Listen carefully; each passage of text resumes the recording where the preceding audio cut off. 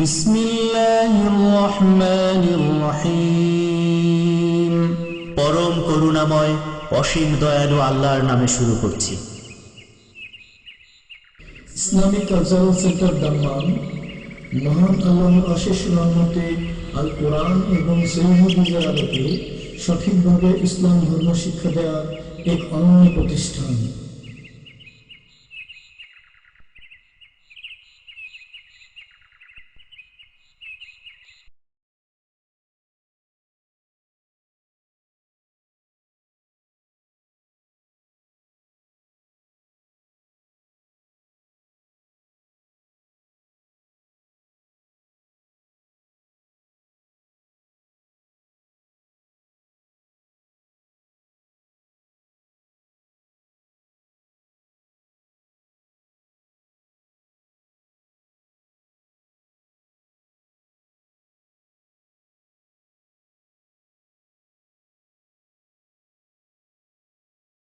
বিসমিল্লাহির রহমানির রহিম। আলহামদুলিল্লাহ ওয়াসসালাতু ওয়াসসালামু আলা রাসূলিল্লাহ ওয়া আলা আলিহি ওয়া সাহবিহি আজমাইন। রব্বি ইশরাহ লি সাদরি ওয়া ইয়াসসির লি আমরি ওয়াহলুল উকদাতাম মিন লিসানি ইয়াফকাহু কওলি। লেখক রহমতুল্লাহ আলাইহি বেঁচে আছেন এখনো, রহমতুল্লাহ আলাইহি বললাম, লেখক হাফেজাহুল্লাহ, তবে রহমতের সবাই হকদার। আজকালকার টার্ম হয়ে গেছে বেঁচে থাকলে হাফেজাহুল্লাহ, আল্লাহ হেফাজত করেন, কারণ হেফাজতের প্রয়োজন যতক্ষণ মানুষ বেঁচে আছে, আর মারা গেলে আর হেফাজত কি, এখন রহমতের প্রয়োজন, আল্লাহ পাকের রহমত ছাড়ার উপায় নেই, সেজন্য রাহিমাহুল্লাহ বা রহমতুল্লাহ আলাইহি। তো লেখক হাফেজাহুল্লাহ তাআলা শেখ সালেহ বিন ফৌজান আল ফৌজান, সৌদি আরবের বড় একজন আলেম। তার বাড়িতে আমরা সাক্ষাৎ করেছি কয়েক বছর আগে। তার ছেলে মেয়ে নেই, নিঃসন্তান। আল্লাহ পাকের কুদরত কত বড়! তিনি কি কম নেক লোক নাকি? বিশাল বাড়িতে শুধু বুড়া বুড়ি স্বামী স্ত্রী থাকে, আল্লাহর কাছে কম দোয়া করেছে, তাই না? তো জরুরি না যে আপনার সব দোয়াই কবুল হইতে হবে, এটা মনে করবেন না কখন। অনেকে ভাবে যে আমি এত ভালো কাজ করলাম, এত নামাজ রোজা করছি, এত দিনের কাজ করছি, আর আমার এই মনের আশাটা পূরণ হইল না, আমার এই দোয়াটা কবুল হইল না, হ্যাঁ, আমার এই ছেলেটা মানুষ হইল না, ছেলেটা বড় হইল না, ইত্যাদি বাঁচলো না। না, জরুরি নয়। আল্লাহ আমাকে ছেলে দিল না, শুধু মেয়ে দিল বা দিলই না, না, আপনার চাইতে বড় বড়দেরকে আল্লাহ পাক দেন। ইমাম বুখারী রহমতুল্লাহ আলাইহির ছেলে মেয়ে কিছুই ছিল না। ইমাম বুখারী, ইমাম ইবনে তাইমিয়া রহমতুল্লাহ আলাইহি বিয়ে করারই সুযোগ সুবিধা হয় কোথায় তারা? সুতরাং সবসময় মনে রাখবেন যে আমরা সকলে, প্রত্যেক মানুষ আল্লাহ পাকের বান্দা। আমাদের হাতে যতই বড় ব্যক্তিত্ব হয়ে যান না কেন, মহান ব্যক্তি পরেশগার হয়ে যান না কেন, আল্লাহ পাকের গোলাম। আল্লাহ ইচ্ছা করলে দেবেন, না হলে না দেবেন। আল্লাহ ভালো জানেন যে আপনাকে দিলে লাভ হইতো না লস হইতো, ক্ষতি হইতো আপনার হইতো, আল্লাহ পাক ভালো জানেন। আপনাকে দেননি, ওতে আপনার কল্যাণ আছে এবং আপনার এতে পরীক্ষা আছে, আর অন্যদের জন্য শিক্ষা আছে। যে এত বড় ব্যক্তিত্ব আদায় করতে পারেনি আল্লাহর কাছ থেকে, তাহলে আবার কোনো পীরে আদায় করে দিতে পারে নাকি? হ্যাঁ, কোনো হুজুরে আদায় করে দিতে পারে নাকি? এটা আল্লাহ পাকের ইচ্ছা একমাত্র, একক ক্ষমতার মালিক আল্লাহ রাব্বুল আলামিন। তো তিনি বলছেন যে প্রথম অধ্যায় হচ্ছে ফি বায়ানিল আকিদা, আল ফাসলুল আউয়াল ফি বায়ানিল আকিদা ওয়া বায়ানি আহমিয়াতিহা বিইতিবারিহা আসাসান ইয়াকুম আলাইহি বিদাউদ্দিন। এই অধ্যায় হচ্ছে আকিদার বর্ণনা সম্পর্কে এবং তার গুরুত্ব সম্পর্কে। এই জন্য তার গুরুত্ব সম্পর্কে আলোচনা করব যে এটা হচ্ছে দ্বীনের বুনিয়াদ। দ্বীন ইসলামের যতগুলি বিধিবিধান রয়েছে সবগুলির বুনিয়াদ, ভিত্তি হচ্ছে কিসের ওপর? আকিদার ওপর। তাহলে আকিদা মানে কি জানতে হয়। আল আকিদাতুল লুগাতান, আকিদার আবিধানিক অর্থ বা শাব্দিক অর্থ, আকাদা ইয়াকিদু মানে বাঁধন লাগানো, আকাদা ইয়াকিদু, উকদাতান মানে হচ্ছে বাঁধন লাগানো, বন্ধন। এই জন্য আল্লাহ পাক রব্বুল আলামিন বিবাহ যে ইজাব কবুল, স্বামী স্ত্রী যে কবুলটা হইল, হ্যাঁ, এই যে একটা মেয়েকে আপনি কবুল করলেন, বিবাহ করলেন, একে আল্লাহ পাক উকদাতুন নিকাহ বলেছেন। ওয়ালা তাযিমু উকদাতান নিকাহি হাত্তা ইয়াবলুগাল কিতাবু আজালা। ওয়ালা তাযিমু উকদাতান নিকাহ, তোমরা বিবাহ বন্ধনের সংকল্প করিও না, ইচ্ছা করিও না, হাত্তা ইয়াবলুগাল কিতাবু আজালা, যতক্ষণ পর্যন্ত তার লিখনি নির্ধারিত সময় না পৌঁছেছে, মানে ইদ্যত না পার হয়েছে। অন্য স্বামী থেকে তালাক হয়ে থাকলে যতক্ষণ ইদ্যত না পার হয়েছে, অথবা যদি স্বামী মারা গিয়ে থাকে, স্বামী হারা হয়ে থাকে, তাহলে যতক্ষণ ইদ্যত না পার হয়েছে ততক্ষণ পর্যন্ত বিবাহের সংকল্প করিও না।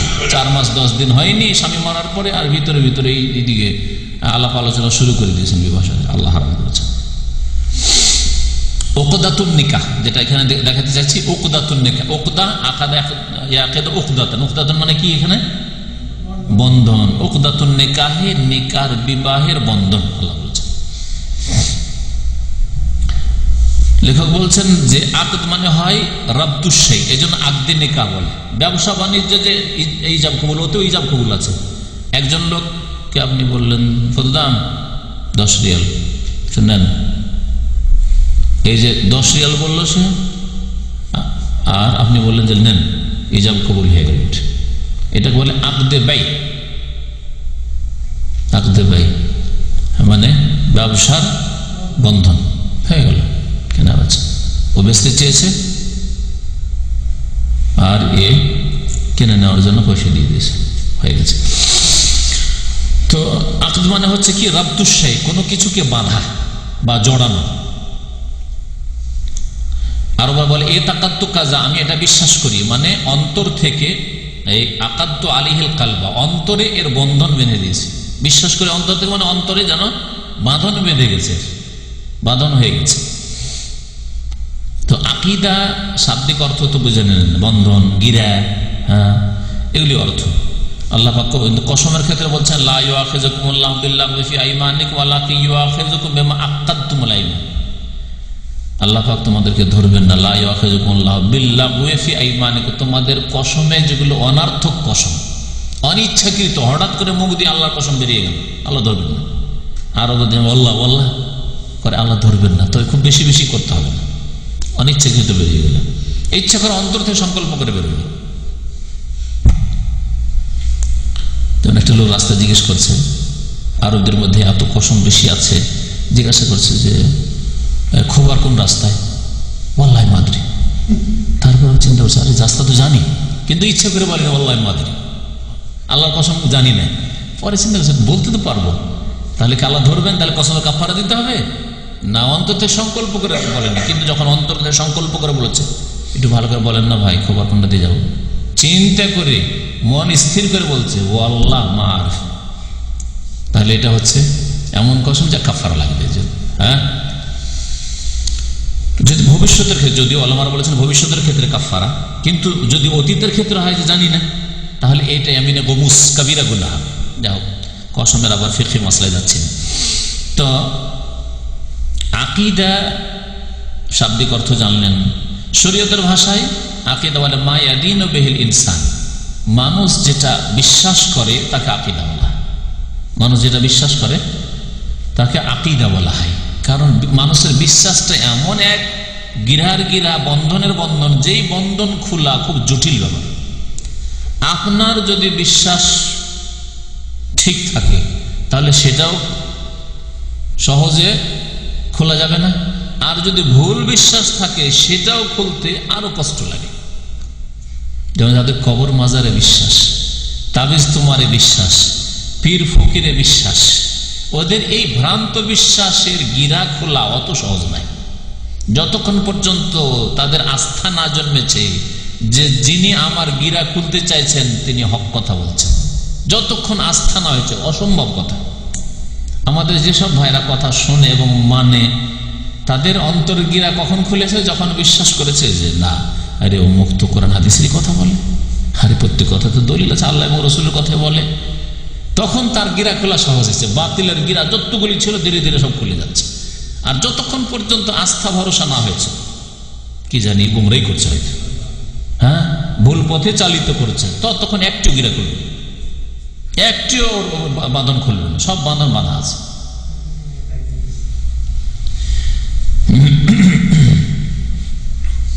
আকীদা তাহলে দুই ভাগে বিভক্ত।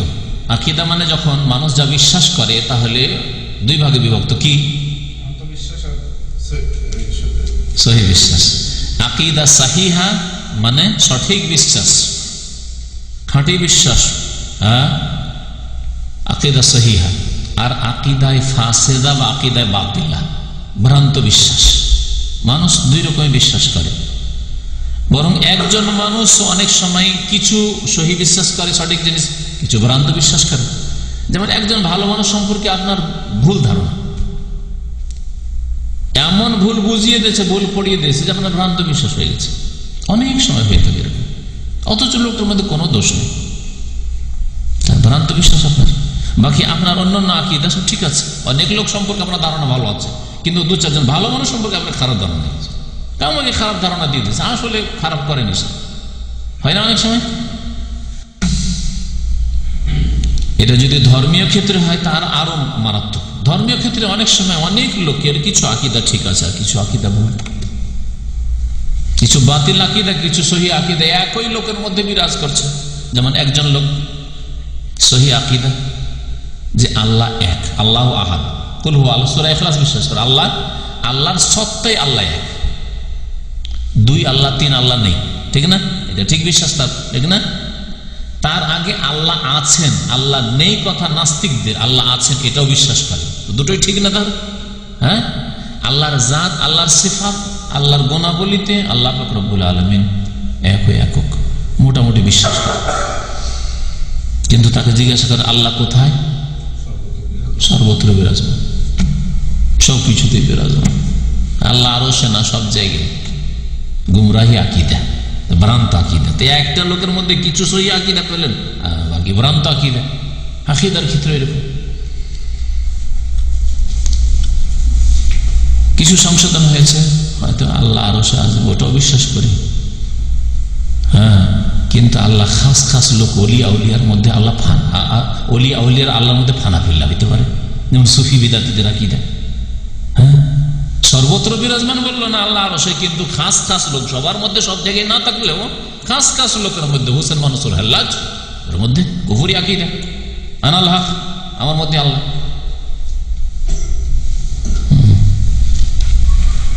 অলিয়া উলিয়া আর এই পাগলারা জিকির করতে করতে করতে করতে আরশ আজিমে গিয়ে একাকার হয়ে যায়, আকীদা নাই ওদের, এগুলো ভ্রান্ত আকীদা। যদিও মুখে বলছে আল্লাহ এক, আল্লাহ ওয়াহদাহু লা শারীক, আল্লাহ কোনো শরীক নেই, কিন্তু দেখেন কি করলো। হ্যাঁ, কোন আকীদার? হ্যাঁ, এগুলো সুফিবাদের শিরকি আকীদা, এটাও শিরক। এক আল্লাহ আর বহু অলিয়া উলিয়ার মধ্যে আল্লাহ পাকের অনুপ্রবেশ ঘটেছে। হিন্দুরা বলে যে ভগবানের অবতরণ হয়েছে, হ্যাঁ, আল্লাহ পাক ঈশ্বরের, রাম আর উমুক তমুকে কৃষ্ণে, আর এরা বলে যে হোসেন মানসুর হাল্লাজ আল্লাহ ফানা হয়ে গেছে, বিলীন হয়ে গেছে। তো ওই হিন্দুদেরই শিরকি কুফরি আকীদাগুলি, এগুলোও এক শিরক, কিন্তু এগুলো বুঝে না। অনেক সময় আল্লাহর জাত সিফাত এগুলো মানলো, রুবুবিয়াত মানলো, কিন্তু ইবাদত বন্দেগীর ক্ষেত্রে সে ভ্রান্ত আকীদা রাখে যে আল্লাহকে সরাসরি পাওয়া যায় না, আল্লাহকে পেতে হইলে কবর মাজারের মাধ্যমে, অলিয়া উলিয়ার মাধ্যমে যেতে হবে, ভায়া দিয়ে যেতে হবে, সিঁড়ি দিয়ে যেতে হবে। আর সিঁড়ি ঈমান আমল নয় তাদের কাছে, সিঁড়ি হচ্ছে অলিয়া উলিয়া, পীরের মুরিদ হইতে হবে, না আল্লাহ পর্যন্ত পৌঁছিতে পারি। ভ্রান্ত আকীদা। আল্লাহ একও বলছে, আল্লাহ পাককে রহমান বলছে, খালেকও বলছে, রাজ্জাকও বলছে। হ্যাঁ, আল্লাহ পাকের সামনে কাঁদছে, দোয়াও করছে, কিন্তু অনেক ক্ষেত্রে শিরক করছে যে আল্লাহকে পেতে হইলে পীর ধরতে হবে, অথবা আল্লাহর কাছে দোয়া করতে হলে এমনি সরাসরি দোয়া কবুল হবে, নবীর ওসিলা দিয়ে দোয়া করতে হবে। উলিয়া উলিয়ার ওসিলা দিয়ে যদি দোয়া করি যে আল্লাহ তোমার ওই প্রিয় বান্দার ওসিলায়, আমার পীরের ওসিলায়, আমার নবীর ওসিলায় আমার দোয়া কবুল কর, ভ্রান্ত আকীদা। কারো মধ্যে আংশিক ভ্রান্ত আকীদা রয়েছে, কারো মধ্যে অনেকটা ভ্রান্ত আকীদা রয়েছে, কারো সবগুলি ভ্রান্ত আকীদা রয়েছে, নানান মানুষ রয়েছে। যারা গুমরাহ তাদের তাহলে বিভিন্ন শ্রেণীর মানুষ গুমরাহ রয়েছে, আর যারা সহি আকীদা রয়েছে তারা কোরআন সুন্নাহকে ভিত্তি বানিয়ে আল্লাহ পাক যা বলেছেন, তার রাসূল সাল্লাল্লাহু আলাইহি ওয়াসাল্লাম যা বলেছেন, রাসূলুল্লাহ সাল্লাল্লাহু আলাইহি ওয়াসাল্লাম যা করেছেন, কোরআন এবং হাদিসের ভিত্তিতে নিজের আকীদা গঠন করা, এবং যেইভাবে সাহাবায়ে কেরামের বিশ্বাস রাখতেন সেই বিশ্বাস রাখতেন। যেমন নবীর ইন্তেকাল, শুধু আল্লাহ সম্পর্কে না, নবী সম্পর্কে ভ্রান্ত আকীদা আছে, আখিরাত সম্পর্কে ভ্রান্ত আকীদা আছে।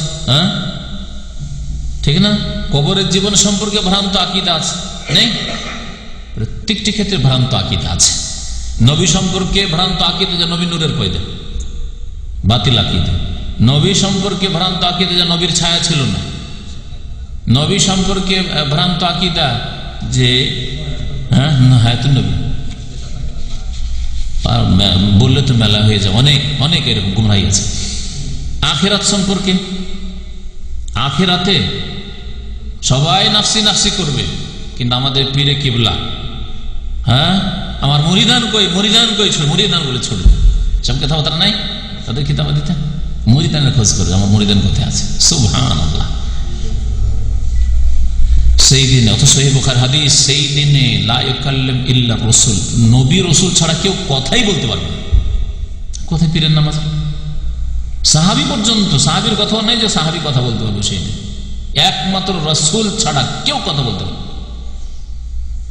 আর তারপর কোন রাসূল সুপারিশ করতে চাইবে না, সবাই বলে আমি পারবো না, একমাত্র মুহাম্মদ রাসূলুল্লাহ সাল্লাল্লাহু আলাইহি ওয়াসাল্লাম। আরে মুরিদানের খোঁজ করবে কি আমাদের মাঠে? নিজেরই কি যে হবে সেই দিন না হক বাতিলের ফয়সালা হবে, যখন লাঞ্ছিত অপদস্থ হবে এই বিদআতপন্থীদের নেতারা, ধর্মীয় নেতারা এবং তাদের অনুসারীরা, তখন বোঝা যাবে। দুনিয়াতে হক বাতিলের চূড়ান্ত ফয়সালার জন্য আল্লাহ পাক দুনিয়া সৃষ্টি করেন, এখানে পরীক্ষার জন্য আল্লাহ পাক সৃষ্টি করেছেন। তো বলছিলাম যে আকীদা দুই রকম, আকীদা সহিহা, সহিহ আকীদা, আর আকীদা বাতিলা বা ফাসেদা, ভ্রান্ত আকীদা।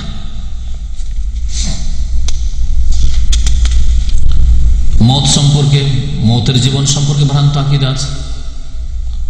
মরণের সময় কাফনে যদি সাজারা নামা পীরদের সিলসিলা বেঁধে দেওয়া হয়, তাহলে মুনকার নাকির আর জিজ্ঞাসাই করবে না, সওয়ালই করবে না, তাদের কিতাবে আছে। আর পীরদের যতগুলি সিলসিলা আছে, যতগুলি তরিকতের সিলসিলা আছে, ওরা সাজারা নামা লেখা আছে তাদের কিতাবগুলিতে, ওই সাজারা নামা ওই কাফনে বেঁধে দেয়, কাফনে বেঁধে দেয়। ওইটা খুলে মুনকার নাকির দেখে যায়, রে ওই তো মুখ পীরের তরিকার লোক। বিনা প্রশ্ন চলে যাবে, কোনো প্রশ্ন করবে না। ভ্রান্ত আকীদা।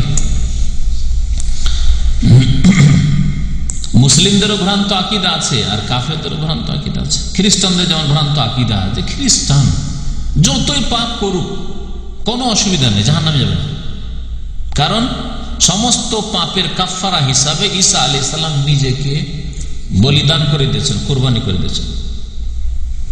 তাকে যে সুলিতে চড়িয়ে দেওয়া হয়েছে, এতেই সমস্ত খ্রিস্টান জগতের কাফারা হয়ে গেছে, মাফ।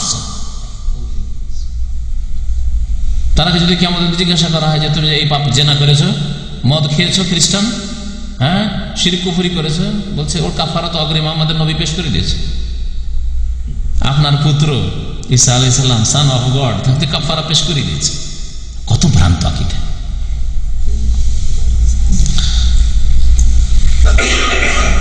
এমনকি ভ্রান্ত আকীদা ঈসা আলাইহিস সালাম মারা গেছেন, এটাই ভ্রান্ত আকীদা। ঈসা আলাইহিস সালাম মারাই যাননি, সুলিতে চড়ানোই হয়নি, কোরআন বলছে, তাই না? ভ্রান্ত আকীদা, ভ্রান্ত আকীদার শেষ নেই।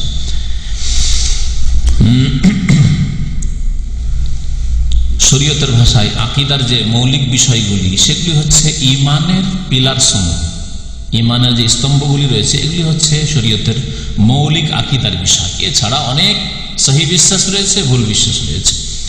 মৌলিক ঈমানের যে খুঁটিগুলি বা স্তম্ভগুলি, সেগুলি হচ্ছে আল ঈমান বিল্লাহ, আল্লাহর প্রতি ঈমান, আল্লাহর প্রতি বিশ্বাস।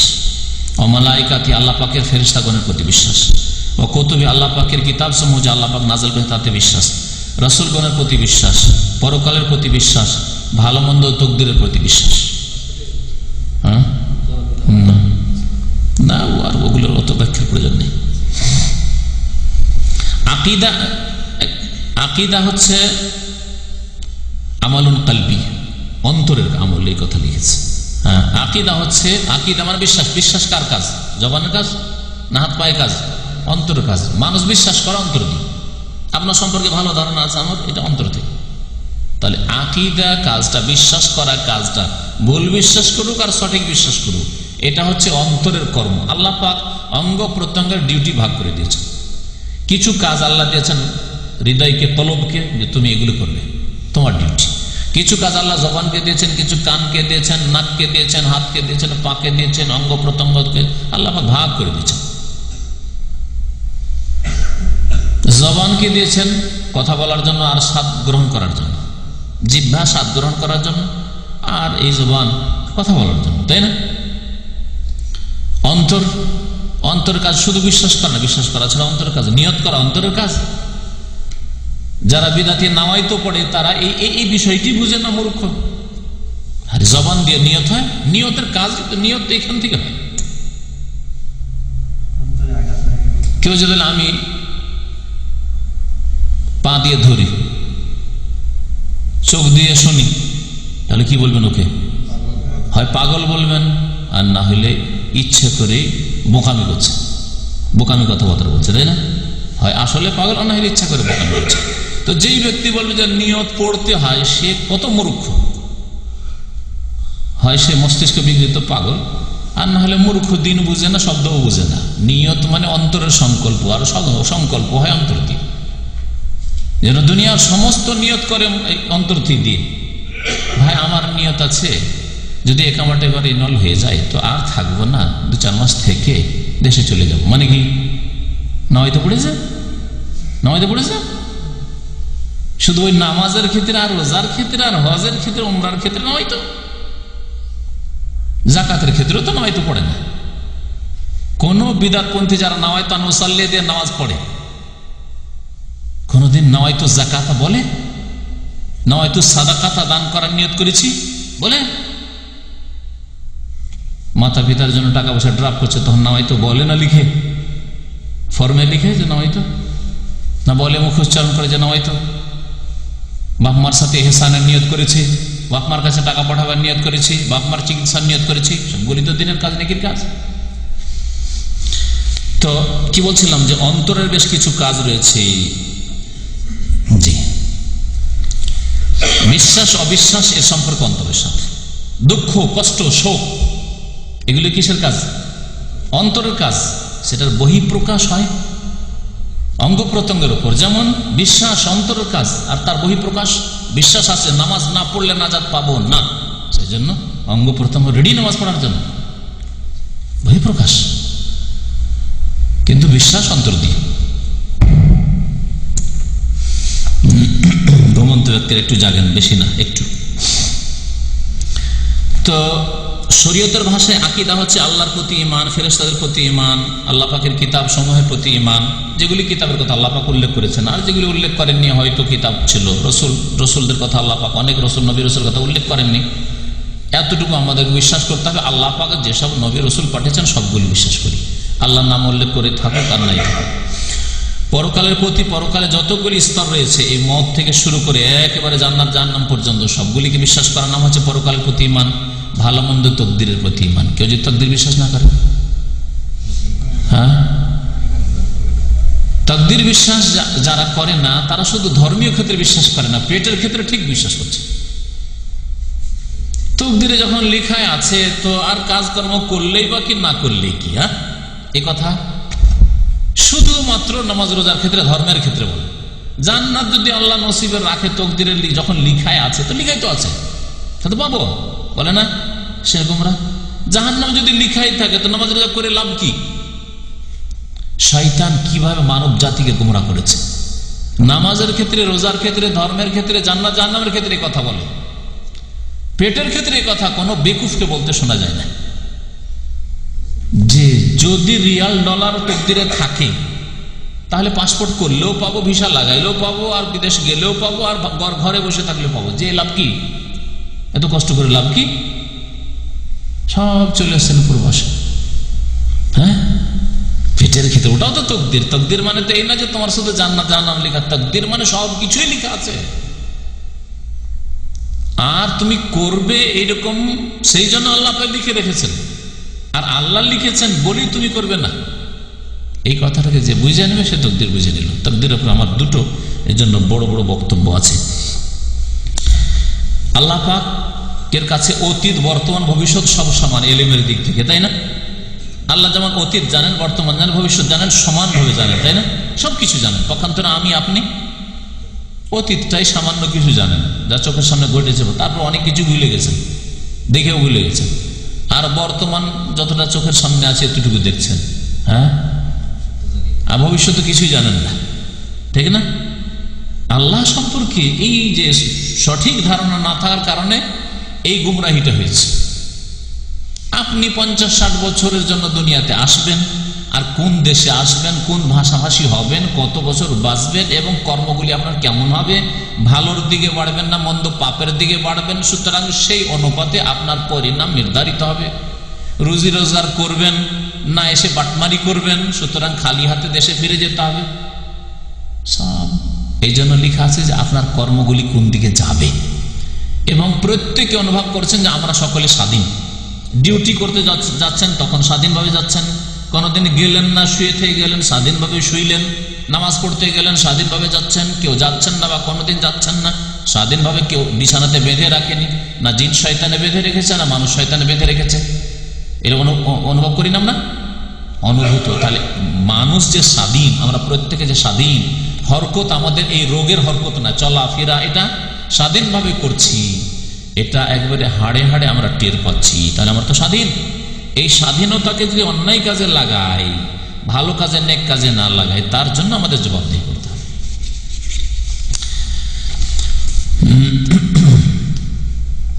এই বিশ্বাসগুলিকে আরকানুল ঈমান বলা হয়। আর শরীয়ত দুই ভাগে বিভক্ত।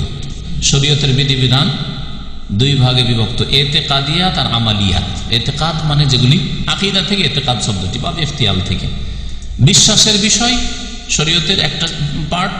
আর আরেকটা অংশ, আরেকটা পার্ট হচ্ছে আমালিয়াত, মানে আমলের সাথে কর্মের সাথে সম্পর্কিত।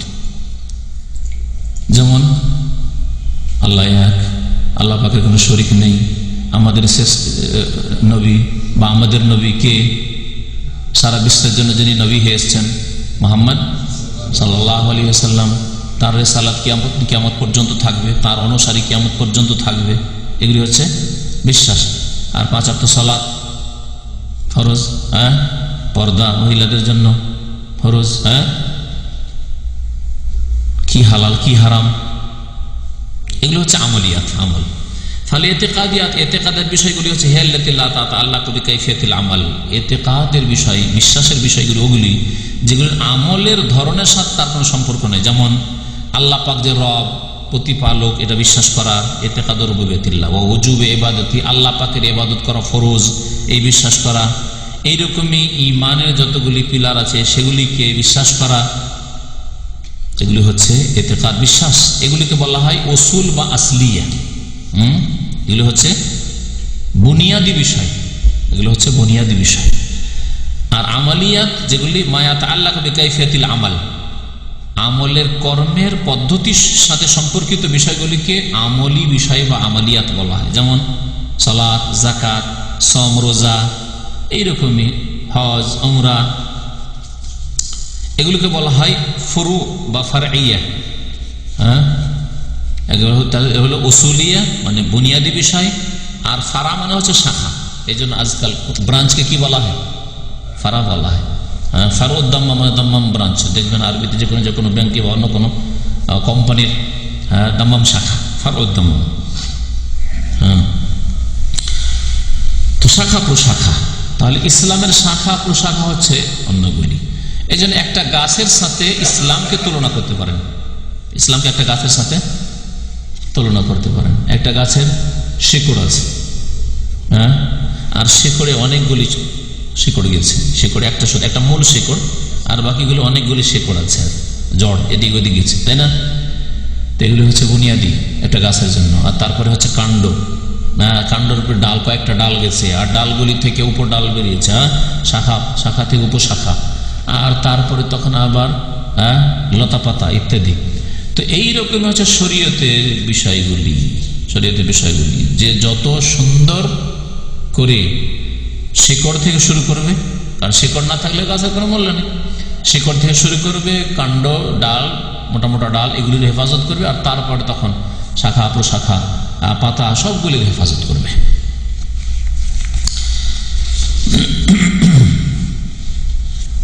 বলছেন লিআন্নাহা তুবনা আলা তিলকা সিহাতান ওয়া ফাসাদান। এগুলিকে শাখা প্রশাখা এই জন্য বলা হয় যে এগুলি ওই উসুল, যেগুলো বুনিয়াদি বিষয়, বেসিক বিষয়, সেগুলির ওপর নির্ভরশীল, সেগুলির ওপর এগুলোকে ভিত্তি স্থাপিত করতে হবে। উসুল আপনার বুনিয়াদি যদি ঠিক না থাকে, আল্লাহ সম্পর্কে, রাসূল সম্পর্কে আকীদা ঠিক না থাকে, শিরক মুক্ত না হন, তাহলে আমল সেগুলি আর টিকবে না। যেমন শেকড় জড় যদি না থাকে গাছের, তাহলে গাছ হয় বাঁচবে না, মরে যাবে শুকিয়ে, আর না হলে একটু বাতাস হলে উল্টে পড়ে যাবে। ফাল আকিদাতু সাহিহাতু হিয়াল আসাস আল্লাযী ইয়াকুমু আলাইহি দ্বীন। সহিহ আকীদাই হচ্ছে এমন এক বুনিয়াদ যার উপর দিন প্রতিষ্ঠিত। আর এই সহিহ আকীদা যদি ঠিক থাকে তাহলে আমল বিশুদ্ধ হবে। যেমন আল্লাহ পাক ইরশাদ করেছে, ফামান কানা ইয়ারজু লিকা রাব্বিহি ফালিয়ামাল আমালান সালিহান ওয়া লা ইউশরিক বিইবাদাতি রাব্বিহি আহাদা। যে ব্যক্তি আল্লাহর সাথে সাক্ষাতের আশাবাদী, সে যেন সৎ কাজ করে, ফালিয়ামাল আমালান সালিহান, নেক আমল করে, আর রবের সাথে রবের ইবাদতে যেন কোনো রকমের শিরক না করে। তার নেক আমল আল্লাহ করতে বলছেন আর শিরক মুক্ত হইতে বলছেন। শিরক মুক্ত হওয়া হচ্ছে আকীদার পরিশুদ্ধি, আর তারপরে ভালো আমল করেন তাহলে কাজে আসবে। আল্লাহ পাক আরো ইরশাদ করেছেন, ওয়ালাকাদ উহিয়া ইলাইকা নবী, তোমাকে ওহী করা হয়েছে, ওয়া ইলাল্লাযিনা মিন ক্বাবলিকা, তোমার পূর্বের জাতিকে ওহী করা হয়েছে বা তোমার পূর্বের নবীদেরকে ওহী করা হয়েছে, লাইন আশরাকতা, যে তোমরা যদি শিরক করো, তুমিও শিরক করো। আর তাদেরকে বলা হয়েছে, এই নূহ তুমি যদি শিরক করো, ইব্রাহিম তুমি যদি শিরক করো, মূসা তুমি যদি শিরক করো, এভাবে প্রত্যেককে বলা হয়েছে, লা ইয়াহবাতান্না আমালুকা, তোমার আমল ধ্বংস হয়ে যাবে, ওয়ালা তাকুনান্না মিনাল খাসিরিন, আক্ষরিক ক্ষতিগ্রস্তদের অন্তর্ভুক্ত হবে। ওয়াকালা তাআলা, এবং আল্লাহ পাক আরো বলেছে, ফাবুদিল্লাহ মুখলিসান লাহুদ্দিন, আল্লাহ পাকের জন্য দ্বীনকে নিখুঁত নির্ভেজাল করে ইবাদত করো। আল্লাহ পাক আরো একটি আয়াত বলেছেন, আলা লিল্লাহিদ দীনুল খালিস, জেনে রাখো যে দ্বীন আনুগত্য একমাত্র আল্লাহর জন্য নিখুঁত নির্ভেজাল হতে হবে। দর্শের বিষয়বস্তু হচ্ছে আজকে ইসলামী আকীদা সম্পর্কে। ইসলামী আকীদা, ইসলামী আকীদা মানে হচ্ছে বিশুদ্ধ আকীদা, সহিহ আকীদা। আর যদি শুধু আকীদা বলেন মানে বিশ্বাস, ধর্মীয় বিশ্বাস, যেটাকে দিন মনে করে, ধর্ম মনে করে বিশ্বাস করা হয়, সেটা হচ্ছে আকীদা। সেটা সহিহ আকীদা হতে পারে যেটা ইসলামী আকীদা, আর ভ্রান্ত আকীদা হতে পারে যেটা বাতিল, শিরকি আকীদা, কুফরি আকীদা বা গুমরাহি, কমপক্ষে ভিত্তিহীন। শিরক যদি না হয়, কুফরিও না হয়, তবে সেটা হচ্ছে বিদাতি আকীদা, ইসলামিক আকীদা, যা নবী করিম সাল্লাল্লাহু আলাইহি ওয়াসাল্লাম আল্লাহর পক্ষ থেকে নিয়ে আসেননি। আকীদার শাব্দিক অর্থ এবং আকীদার সংজ্ঞা এসব গত আলোচনাতে এসেছিল। এখন বাকি বিষয়গুলি আকীদা সম্পর্কে আমরা ধীরে ধীরে আলোচনা করব। সহিহ আকীদা হচ্ছে দ্বীনের মূল বিষয়। আমরা আমাদের আলোচনাতে শাব্দিক অর্থ না করে আমরা ভাব অর্থ পেশ করব বা আসল বিষয়টা পেশ করব, এটা বেশি ভালো। কারণ শাব্দিক অর্থ শুধু জেনে আসল বিষয়টা অনেক সময় হয়তো ফুটে উঠবে না। এই জন্য প্রত্যেকটি শব্দের পিছনে আপনারা যারা বই রেখেছেন পড়বেন না। ফাল আকিদাতু সাহিহাতু হিয়াল আসাস, সহিহ আকীদা হচ্ছে বুনিয়াদ বা মৌলিক বিষয়। আল্লাযী ইয়াকুমু আলাইহি দ্বীন, যার উপর দ্বীনের প্রত্যেকটি বিধিবিধান, প্রত্যেকটি বিষয় নির্ভরশীল, প্রতিষ্ঠিত, এবং এর উপর ভিত্তি করেই সমস্ত আমল শুদ্ধ হবে। ওয়া তাসিহু মাহুল আমাল, যদি আকীদা সহিহ থাকে, ইসলামিক আকীদা থাকে, কোরআন সুন্নাহ ভিত্তিক আকীদা থাকে, তাহলেই আমল শুদ্ধ হবে। কারণ এর ওপর দ্বীনের সমস্ত কিছু নির্ভরশীল। আল্লাহ পাক রব্বুল আলামিন ইরশাদ করেছেন সূরা কাহফের শেষ নম্বর আয়াত, 110 নম্বর শেষ আয়াত, ফামান কানা ইয়ারজু লিকা রাব্বিহি ফালিয়ামাল আমালান সালিহান ওয়া লা ইউশরিক বিইবাদাতি রাব্বিহি আহাদা। যে ব্যক্তি তার রবের সাথে সাক্ষাতের আশাবাদী, অর্থাৎ আল্লাহ পাক রব্বুল আলামিনের সত্তায়, তার ইবাদত বন্দেগীতে বিশ্বাসী এবং তার সাথে সাক্ষাৎ করতে হবে এই আশা আছে, এবং ভালো অবস্থায় সাক্ষাৎ করতে চায়, আল্লাহ পাকের সন্তুষ্টি পেতে চায়, জান্নাত পেতে চায়, এই হচ্ছে এর অর্থ। ফামান কানা ইয়ারজু লিকা রাব্বিহি, যেমন অন্য জায়গায় আছে লিমান কানা ইয়ারজুল্লাহ ওয়াল ইয়াউমাল আখির। তো আল্লাহর সম্পর্কে আশাবাদী মানে আল্লাহর প্রতি বিশ্বাসী, আল্লাহ পাকের প্রেরিত রাসূলের প্রতি বিশ্বাসী, আল্লাহ পাকের দ্বীনের প্রতি বিশ্বাসী, এবং আল্লাহ পাকের সাথে ভালো অবস্থায় সাক্ষাৎ করতে চায়। আল্লাহ পাক যাতে করে রাজি থাকেন, আর আল্লাহ পাক যদি সন্তুষ্ট হন কোনো বান্দার উপর, তাহলে অবশ্যই তাকে জান্নাত দেবেন। ফামান কানা ইয়ারজু লিকা রাব্বিহি, কেউ যদি তার প্রতিপালকের সাথে সাক্ষাতের আশাবাদী হয় তাহলে দুটো কাজ করবে। আল্লাহ বলছেন ফালিয়ামাল আমালান সালিহা, সে যেন সৎ কাজ করে, নেক আমল করে। আমালান সালিহান, এমন আমল করে যেটা যোগ্য আমল। সালেহ মানে যোগ্য আরবি ভাষায়। যদি একটা জিনিস চলার মতো আর একটা অচল হয় তাহলে সালেহ, হাজা সালেহ মানে এটা চলবে, হাজা গায়ের সালেহ মানে এটা অচল। তাহলে এমন আমল করে যেটা আল্লাহ পাক রব্বুল আলামিনের কাছে গ্রহণযোগ্য, মকবুল। ওয়ালা ইউশরিক বিইবাদাতি রাব্বিহি আহাদা, এবং তার প্রতিপালকের সাথে কাউকে যেন শরীক না করে, অংশীদার স্থাপন না করে। দুটো কথা আল্লাহ বলেছেন। একটি মধ্যে রয়েছে শিরক মুক্ত হওয়ার কথা, আর একটির মধ্যে রয়েছে বিদাত মুক্ত হওয়ার কথা। এই দুটো যে কথা আল্লাহ পাক বলেছেন, এই দুটো কথাকে ভিত্তি করেই উলামায়ে কেরামগণ বলেছেন যে আমল কবুল হওয়ার জন্য, ইবাদত বন্দেগী কবুল হওয়ার জন্য দুটো শর্ত। একটা হচ্ছে ইখলাস বা তাওহীদ বা শিরক মুক্ত হওয়া। ইখলাস মানে আপনার আকীদা, ইবাদত বন্দেগীতে যেন কোনো খুঁত না থাকে, ভেজাল না থাকে, এই সে ইখলাস। তাওহীদ মানে আল্লাহ পাকের একত্ব, মানে যাতে করে শিরকের গন্ধ না থাকে, একই কথাই। আর শিরক মুক্ত হওয়া, শিরক মুক্ত হবেন তাহলে তাওহীদ প্রতিষ্ঠা হবে। আগে শিরক মুক্ত হতে হবে, তারপরে তাওহীদ প্রতিষ্ঠা হবে। আর তাওহীদ যদি প্রতিষ্ঠা হয় তাহলে ইখলাস পাওয়া যাবে। যদিও অনেক সময় ইখলাস এর চাইতে ব্যাপক অর্থে, সেই ক্ষেত্রেও তাওহীদ দিয়ে ব্যাখ্যা করা যেতে পারে। যেমন অনেক সময় অনেকে পার্থক্য করে থাকার বলে থাকে যে শিরক এর মধ্যে আছে, এটা তো বলে না, কিন্তু বলে এর মধ্যে ইখলাস নেই, খুলুসিয়াত নেই। তার মানে কোনো দুনিয়ার গরজে কাজটা করছে, দুনিয়ার গরজে করলেও তো শিরক হয়। কোনো আমল যদি করেন, কোনো ইবাদত করেন, দান খায়রাত করেন, নামাজ পড়েন, আর দুনিয়ার গরজে করেন, বাপ মায়ের দেখাশোনা করেন, দুনিয়ার গরজে করেন, জমি জায়গায় ভাগ নিতে হবে সেই জন্য, না হলে করতেন না। অনেকে এরকম আছে, বাপের জমি জায়গা আছে, প্রপার্টি আছে বলে বাপ মার কাছে টাকা পয়সা পাঠায় আর বাপ মার সাথে ভালো ব্যবহার করে, না থাকলে একেবারে মানত না। তাহলে ইখলাস তো নেই, তাই না? নেকি পাবে? নেকি পাবে না, কারণ প্রথম শর্ত নেই। আচ্ছা, এটা শিরক নয়, দুনিয়ার গরজে করে, ভাগ পাবো, জমি জায়গা পাবো, টাকা পয়সা পাবো, বাপের কাছ থেকে কিছু লাভ আছে সেজন্য করছে, এটা শিরক নয়। সে শিরকে আসগার হতে পারে, ছোট শিরক হতে পারে, যেটা কাবিরা গুনাহ। অন্য অন্য কাবিরা গুনার চাইতে বড় বড় কাবিরা বড় গুনাহ। শিরক আসগার, বড় শিরকের তুলনায় সেটাকে আসগার বলা হয়েছে না, গুনার দিক থেকে সেটা ছোট না। অথবা শিরক আকবরও হইতে পারে অনেক সময়। তাহলে ইখলাস দিয়ে তাওহীদের ব্যাখ্যা করা যেতে পারে, তাওহীদ দিয়ে ইখলাসের ব্যাখ্যা করা যেতে পারে।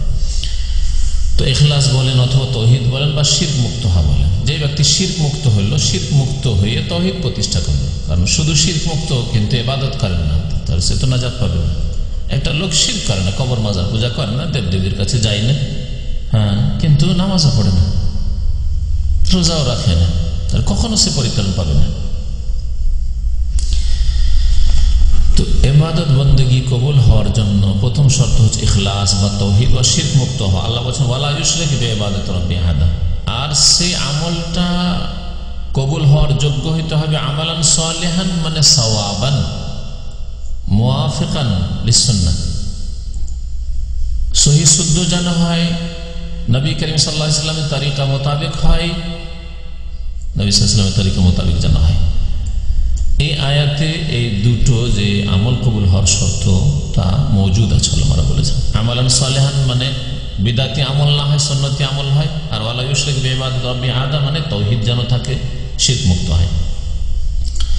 তাহলে আল্লাহ পাকের সাথে ভালো অবস্থায় সাক্ষাৎ করতে পারবে, আল্লাহ পাক রাজি হবে। এই দুটো শর্তের সাথে যে কোনো আমল করবে কবুল হবে। আল্লাহ পাক আরো ইরশাদ করেছেন সমস্ত নবী রাসূলগণ সম্পর্কে, ওয়াকাল তাআলা, মহান আল্লাহ ইরশাদ করেছেন ওয়ালাকাদ উহিয়া ইলাইক, হে নবী তোমাকে ওহী করা হয়েছে, আল্লাহ পাকের আদেশ। ওয়াইলাল্লাযিনা মিন ক্বাবলিক, এবং তোমার পূর্বে যারা এসেছে নবী রাসূলগণ এসেছেন তাদেরকেও ওহী করা হয়েছে, লাইন আশরাকতা, তুমি যদি শিরক করো, হে মুহাম্মদ তুমি যদি শিরক করো, হে নূহ তুমি যদি শিরক করো, হে মূসা ঈসা তুমি যদি শিরক করো। এইভাবে প্রত্যেককে তাদের জামানায় যখন যখন নবী রাসূল হয়ে তারা এসেছেন, আল্লাহ পাক রব্বুল আলামিন প্রত্যেক নবী রাসূলগণকে সম্বোধন করেছেন লাইন আশরাকতা বলে।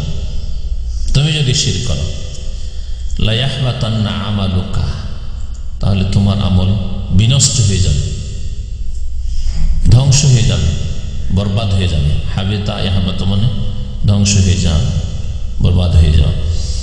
ওয়ালা তাকুনান্না মিনাল খাসিরিন, আমল করলেন তারপরে যদি সেটা থাকে না, ধ্বংস হয়ে যায়, তাহলে ক্ষতিগ্রস্ত। ওয়ালা তাকুনান্না মিনাল খাসিরিন, অবশ্যই অবশ্যই তুমি ক্ষতিগ্রস্তদের অন্তর্ভুক্ত হবে, ক্ষতিগ্রস্তদের অন্তর্ভুক্ত হবে। ক্ষতিগ্রস্ত যারা জান্নাত হারাবে, জাহান্নামে যাবে, যারা আল্লাহর আযাবে নিপতিত হবে, এরা হচ্ছে ক্ষতিগ্রস্ত, যারা আল্লাহর আযাব থেকে বাঁচতে পারবে না। কারণ আল্লাহ পাক বলেছেন লাভবান কারা ফামান যুহজিহা আনিন নার ওয়া উদখিলাল জান্নাহ, যাদেরকে জাহান্নাম থেকে দূরে রাখা হইল, ওয়া উদখিলাল জান্নাহ, এবং জান্নাতে যাদেরকে দাখিল করানো হইল, ফাকাদ ফাজ, তারাই হচ্ছে সফল কাম, সফল কাম তারা। তাহলে যারা জান্নাত পেল না, জাহান্নামে যেতে হইল, জাহান্নামের শাস্তি যাদের জন্য, তারা কামিয়াব নয়, সফল কাম নয়, ব্যর্থ তারা, কর্ম করে ব্যর্থ। যারা শিরক করে, যারা বিদআত করে, তারা যদিও ভালো কাজ করে, তাদের আমলগুলির অবস্থা ওই রকমই, যেমন অনেক টাকা পয়সা ধন সম্পদ আপনি অর্জন করলেন, কিন্তু বাড়িতে আগুন লেগে গেল, সব জ্বলে শেষ হয়ে গেল।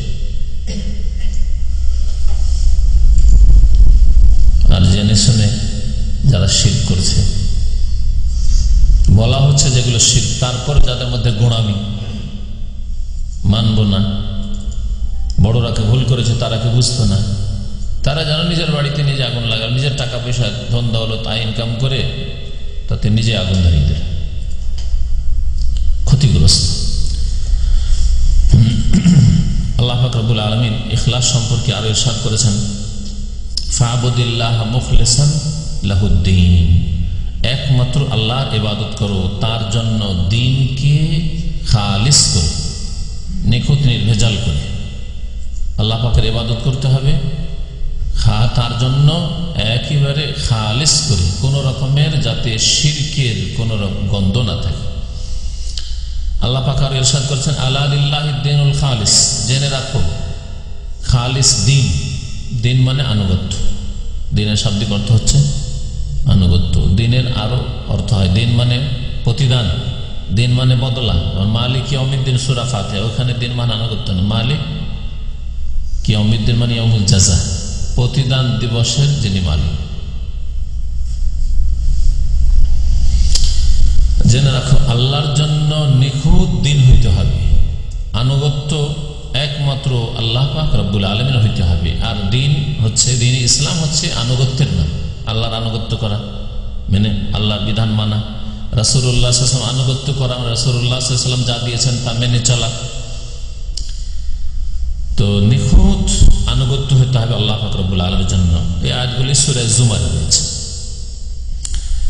এই আয়াতগুলি এছাড়াও এই ধরনের যতগুলি আয়াত রয়েছে কোরআনে কারিমে, বহু আয়াত রয়েছে, প্রমাণ করে যে আলা আন্নাল আমাল লা তুকবাল ইল্লা ইযা কানাত খালিসাতাম মিনাশ শিরক, শিরক মুক্ত যদি না হয় তাহলে আমল কবুল হবে না, শিরক মুক্ত না হলে আমল কবুল হবে না।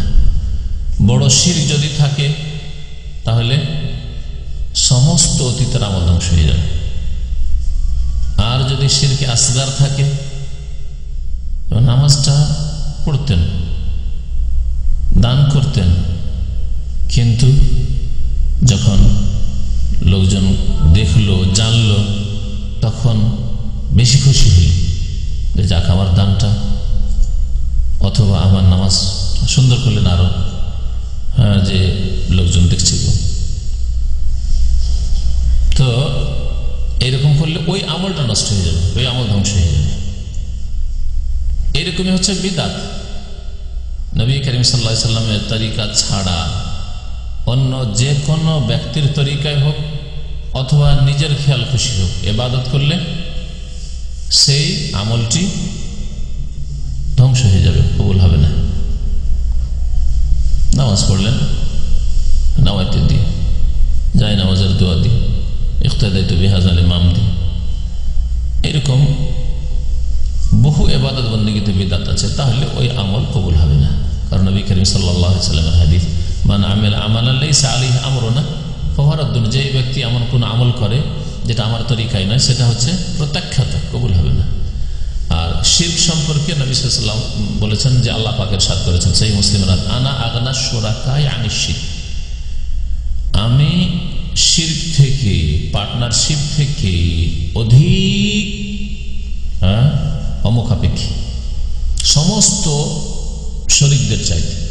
দুনিয়ার শরীকরা অনেক সময়, বরং কি অধিকাংশই দুনিয়ার মানুষ শরীক ছাড়া একা চলতে পারে না। হয়তো আপনার ব্যবসায় শরীক নেই ওই ব্যবসায়, কিন্তু এই ব্যবসা চালানোর ক্ষেত্রে অনেক কর্মচারী আছে যারা শরীক। অর্থের দিক থেকে শরীক না থাকলে পরামর্শের দিক থেকে শরীক আছে, হ্যাঁ, বা ওই কাজগুলি করার ক্ষেত্রে লেবার না থাকলে আপনি একা করতে পারতেন না। হ্যাঁ, মাল যেখান থেকে নিয়ে আসছেন আপনি, ওখান থেকে না পেলে আপনার ব্যবসা চলতো না, আপনার কাস্টমার না পেলে ব্যবসা চলতো না। তাহলে শরীক আছে, যে কোনো রকম শরীক হোক না কেন আছে। আল্লাহ পাক বলছেন, আনা আগনা শুরাকায়ে আনিশ শিরক, আনা আগনা শুরাকায়ে আনিশ শিরক, শিরক থেকে সমস্ত শরীকদের চাইতে বেশি আমি অমুখাপেক্ষী, আমি মুহতাজ, মুখাপেক্ষী নই কোনো শরীকের কোন ক্ষেত্রে। সুতরাং ফামান আমেলা আমালান, কেউ যদি এমন কোন আমল করে, কর্ম করে, আশরাকা ফিহে মাইয়া গায়রি, সে আমলে আমার সাথে কাউকে যদি শরীক করে, কেউ দেখছে বলে এই কাজটা সুন্দর করে করলো, তারাকতুহু ওয়া শিরকাহু, তাকেও ছেড়ে দিই আর তার এই শিরককেও ছেড়ে দিই, মানে এই শিরকি আমলকেও ছেড়ে দিই, তার মানে ওই আমল কবুল হয় না। শিরক যে এত মারাত্মক, আর তৌহিদ যে দিনের জন্য অত্যন্ত জরুরি, যেটা হচ্ছে সহি আকীদা। আল্লাহ পাক সম্পর্কে তৌহিদের আকীদা হচ্ছে সহি আকীদা। এই আকীদা একমাত্র মুসলিম উম্মায় রয়েছে, যে মুসলিম উম্মারও অধিকাংশ লোক শিরকে লিপ্ত হয়ে গেছে। মুসলিম উম্মা ছাড়া অন্য কোন জাতিতে তৌহিদ আল্লাহর একত্ব নেই। যে কোনো ধর্ম অবলম্বী কেনেন আপনি, কোন ধর্ম অবলম্বী দুনিয়ায় পাবেন না যাদের কাছে তৌহিদ আল্লাহর একত্ব আছে। যে কোনো ভাবে হোক না কেন শিরক ঢুকেছে, সে দেবদেবীর পূজা হোক, অথবা তৃতীয়বাদ হোক, হ্যাঁ, অথবা আর অন্য কোনো ভাবে হোক, শিরক ঢুকে পড়েছে।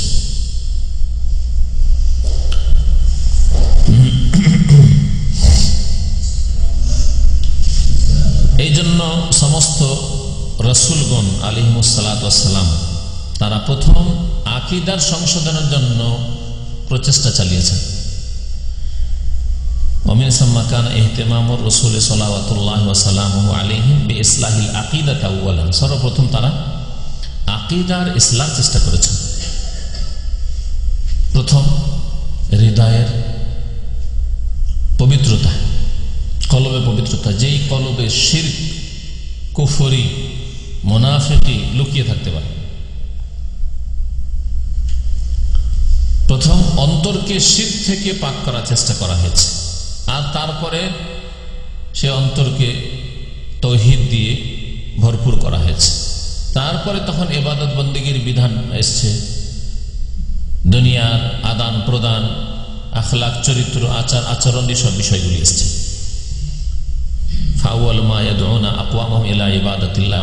সুতরাং প্রত্যেক নবী নিজ নিজ জাতিকে একমাত্র আল্লাহ পাকের ইবাদতের দিকে আহ্বান করেছে। ইবাদতের ক্ষেত্রে ইবাদতের দিকে আহ্বান করে, এটা তাওহীদে উলুহিয়ত, তাওহীদে উলুহিয়ত, তাওহীদে ইবাদতের দিকে কেন আহ্বান করেছেন? এই জন্য যে মানব জাতির ইতিহাসে প্রত্যেক জাতি, যেসব জাতিরা শিরকে লিপ্ত হয়েছে, তারা এই তাওহীদুল ইবাদতে শিরক করেছে, ইবাদতে উলুহিয়তে শিরক করেছে।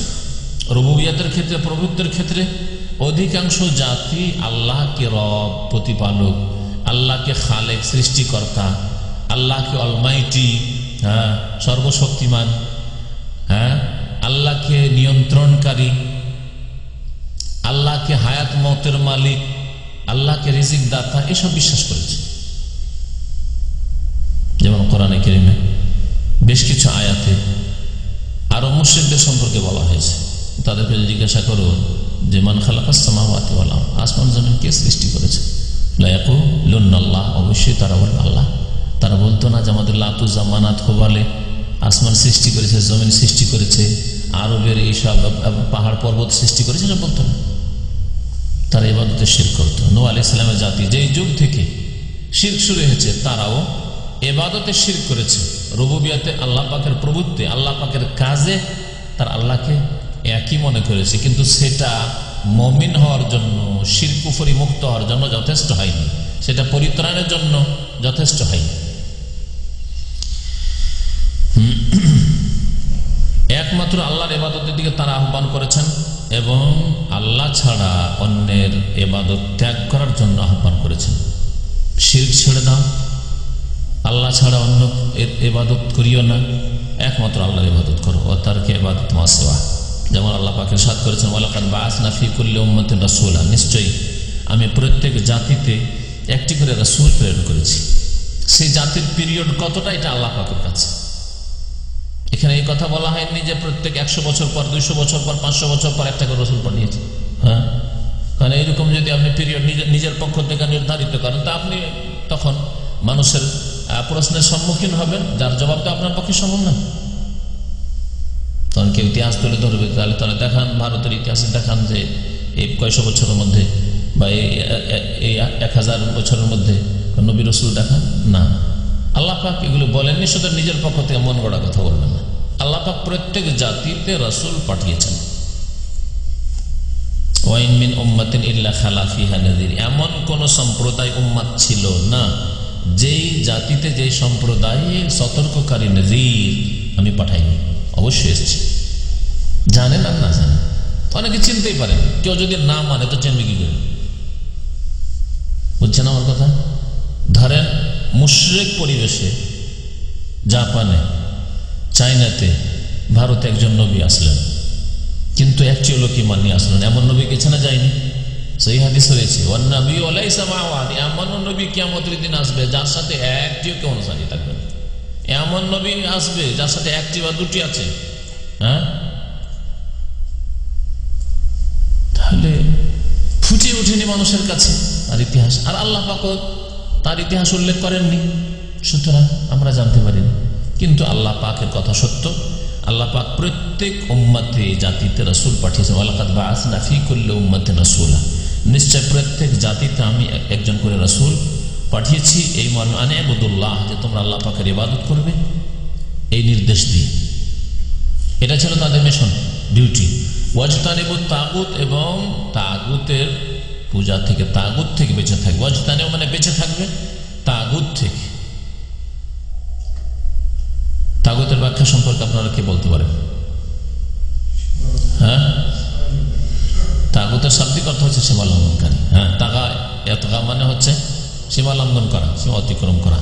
তো তাগুত যারা সীমা লঙ্ঘন করেছে বা যার সম্পর্কে সীমা লঙ্ঘন করা হয়েছে, তাদের থেকে বেঁচে থাকে। ওরা নিজেরাই সীমা লঙ্ঘন করেছে অথবা লোকেরা তাদের সম্পর্কে সীমা লঙ্ঘন করেছে। আল্লাহ পাকের যে সীমানা আছে, তাওহীদের সীমানা, হ্যাঁ, সুন্নতের সীমানা, অনুসরণের সীমানা, আনুগত্যের সীমানা, ইবাদতের সীমানা, সে সীমানা অতিক্রম করেছে লোকেরা। তারা হয়তো শত লোক ছিল, কিন্তু তাদের সম্পর্কে লোকেরা বিভ্রান্ত হয়েছে, সীমা লঙ্ঘন করেছে। যেমন অনেক নেক লোকদের কবর মাজারে পূজা হচ্ছে, সেসব লোক হয়তো নেক লোক ছিলেন, আইম্মা ছিলেন, ইমাম ছিলেন, আলেমে দ্বীন ছিলেন, দ্বীনের খাদেম ছিলেন, সহি আকীদারী ছিলেন, কিন্তু তাদের সম্পর্কে লোকেরা সীমা লঙ্ঘন করেছে বলেই তাগুতের অন্তর্ভুক্ত তারা। কিন্তু তারা নিজেরা তাগুত নয়, তাদেরকে তাগুত হিসাবে তারা মেনে নিয়েছে। তারা তাগুতের পূজা করেছে। তার আল্লাহ ছাড়া যার অন্যের পূজা করে, যদিও সৎ লোক তিনি, আল্লাহ পাক বলেছেন তারা শয়তানের পূজা করে। হ্যাঁ, শয়তানের পূজা করে।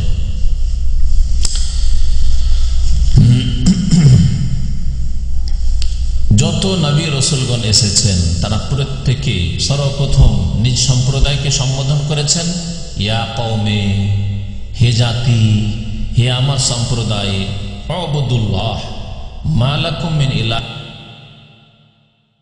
গায়রুহ, তোমরা আল্লাহ পাকের ইবাদত করো, তোমাদের তার ছাড়া আর কেউ ইলাহ নেই, মাবুদ নেই। ইলাহ মানে মাবুদ। আল্লাহ ইয়া আল্লাহ বাবে ফাতাহ ইফতাহ থেকে যতগুলি ব্যাখ্যা করা হয়েছে ইলাহ, তাফসির বাইজাবিতে অনেকগুলি ব্যাখ্যা পেশ করেছেন ইমাম বাইজাবি রহমতুল্লাহ আলাইহ।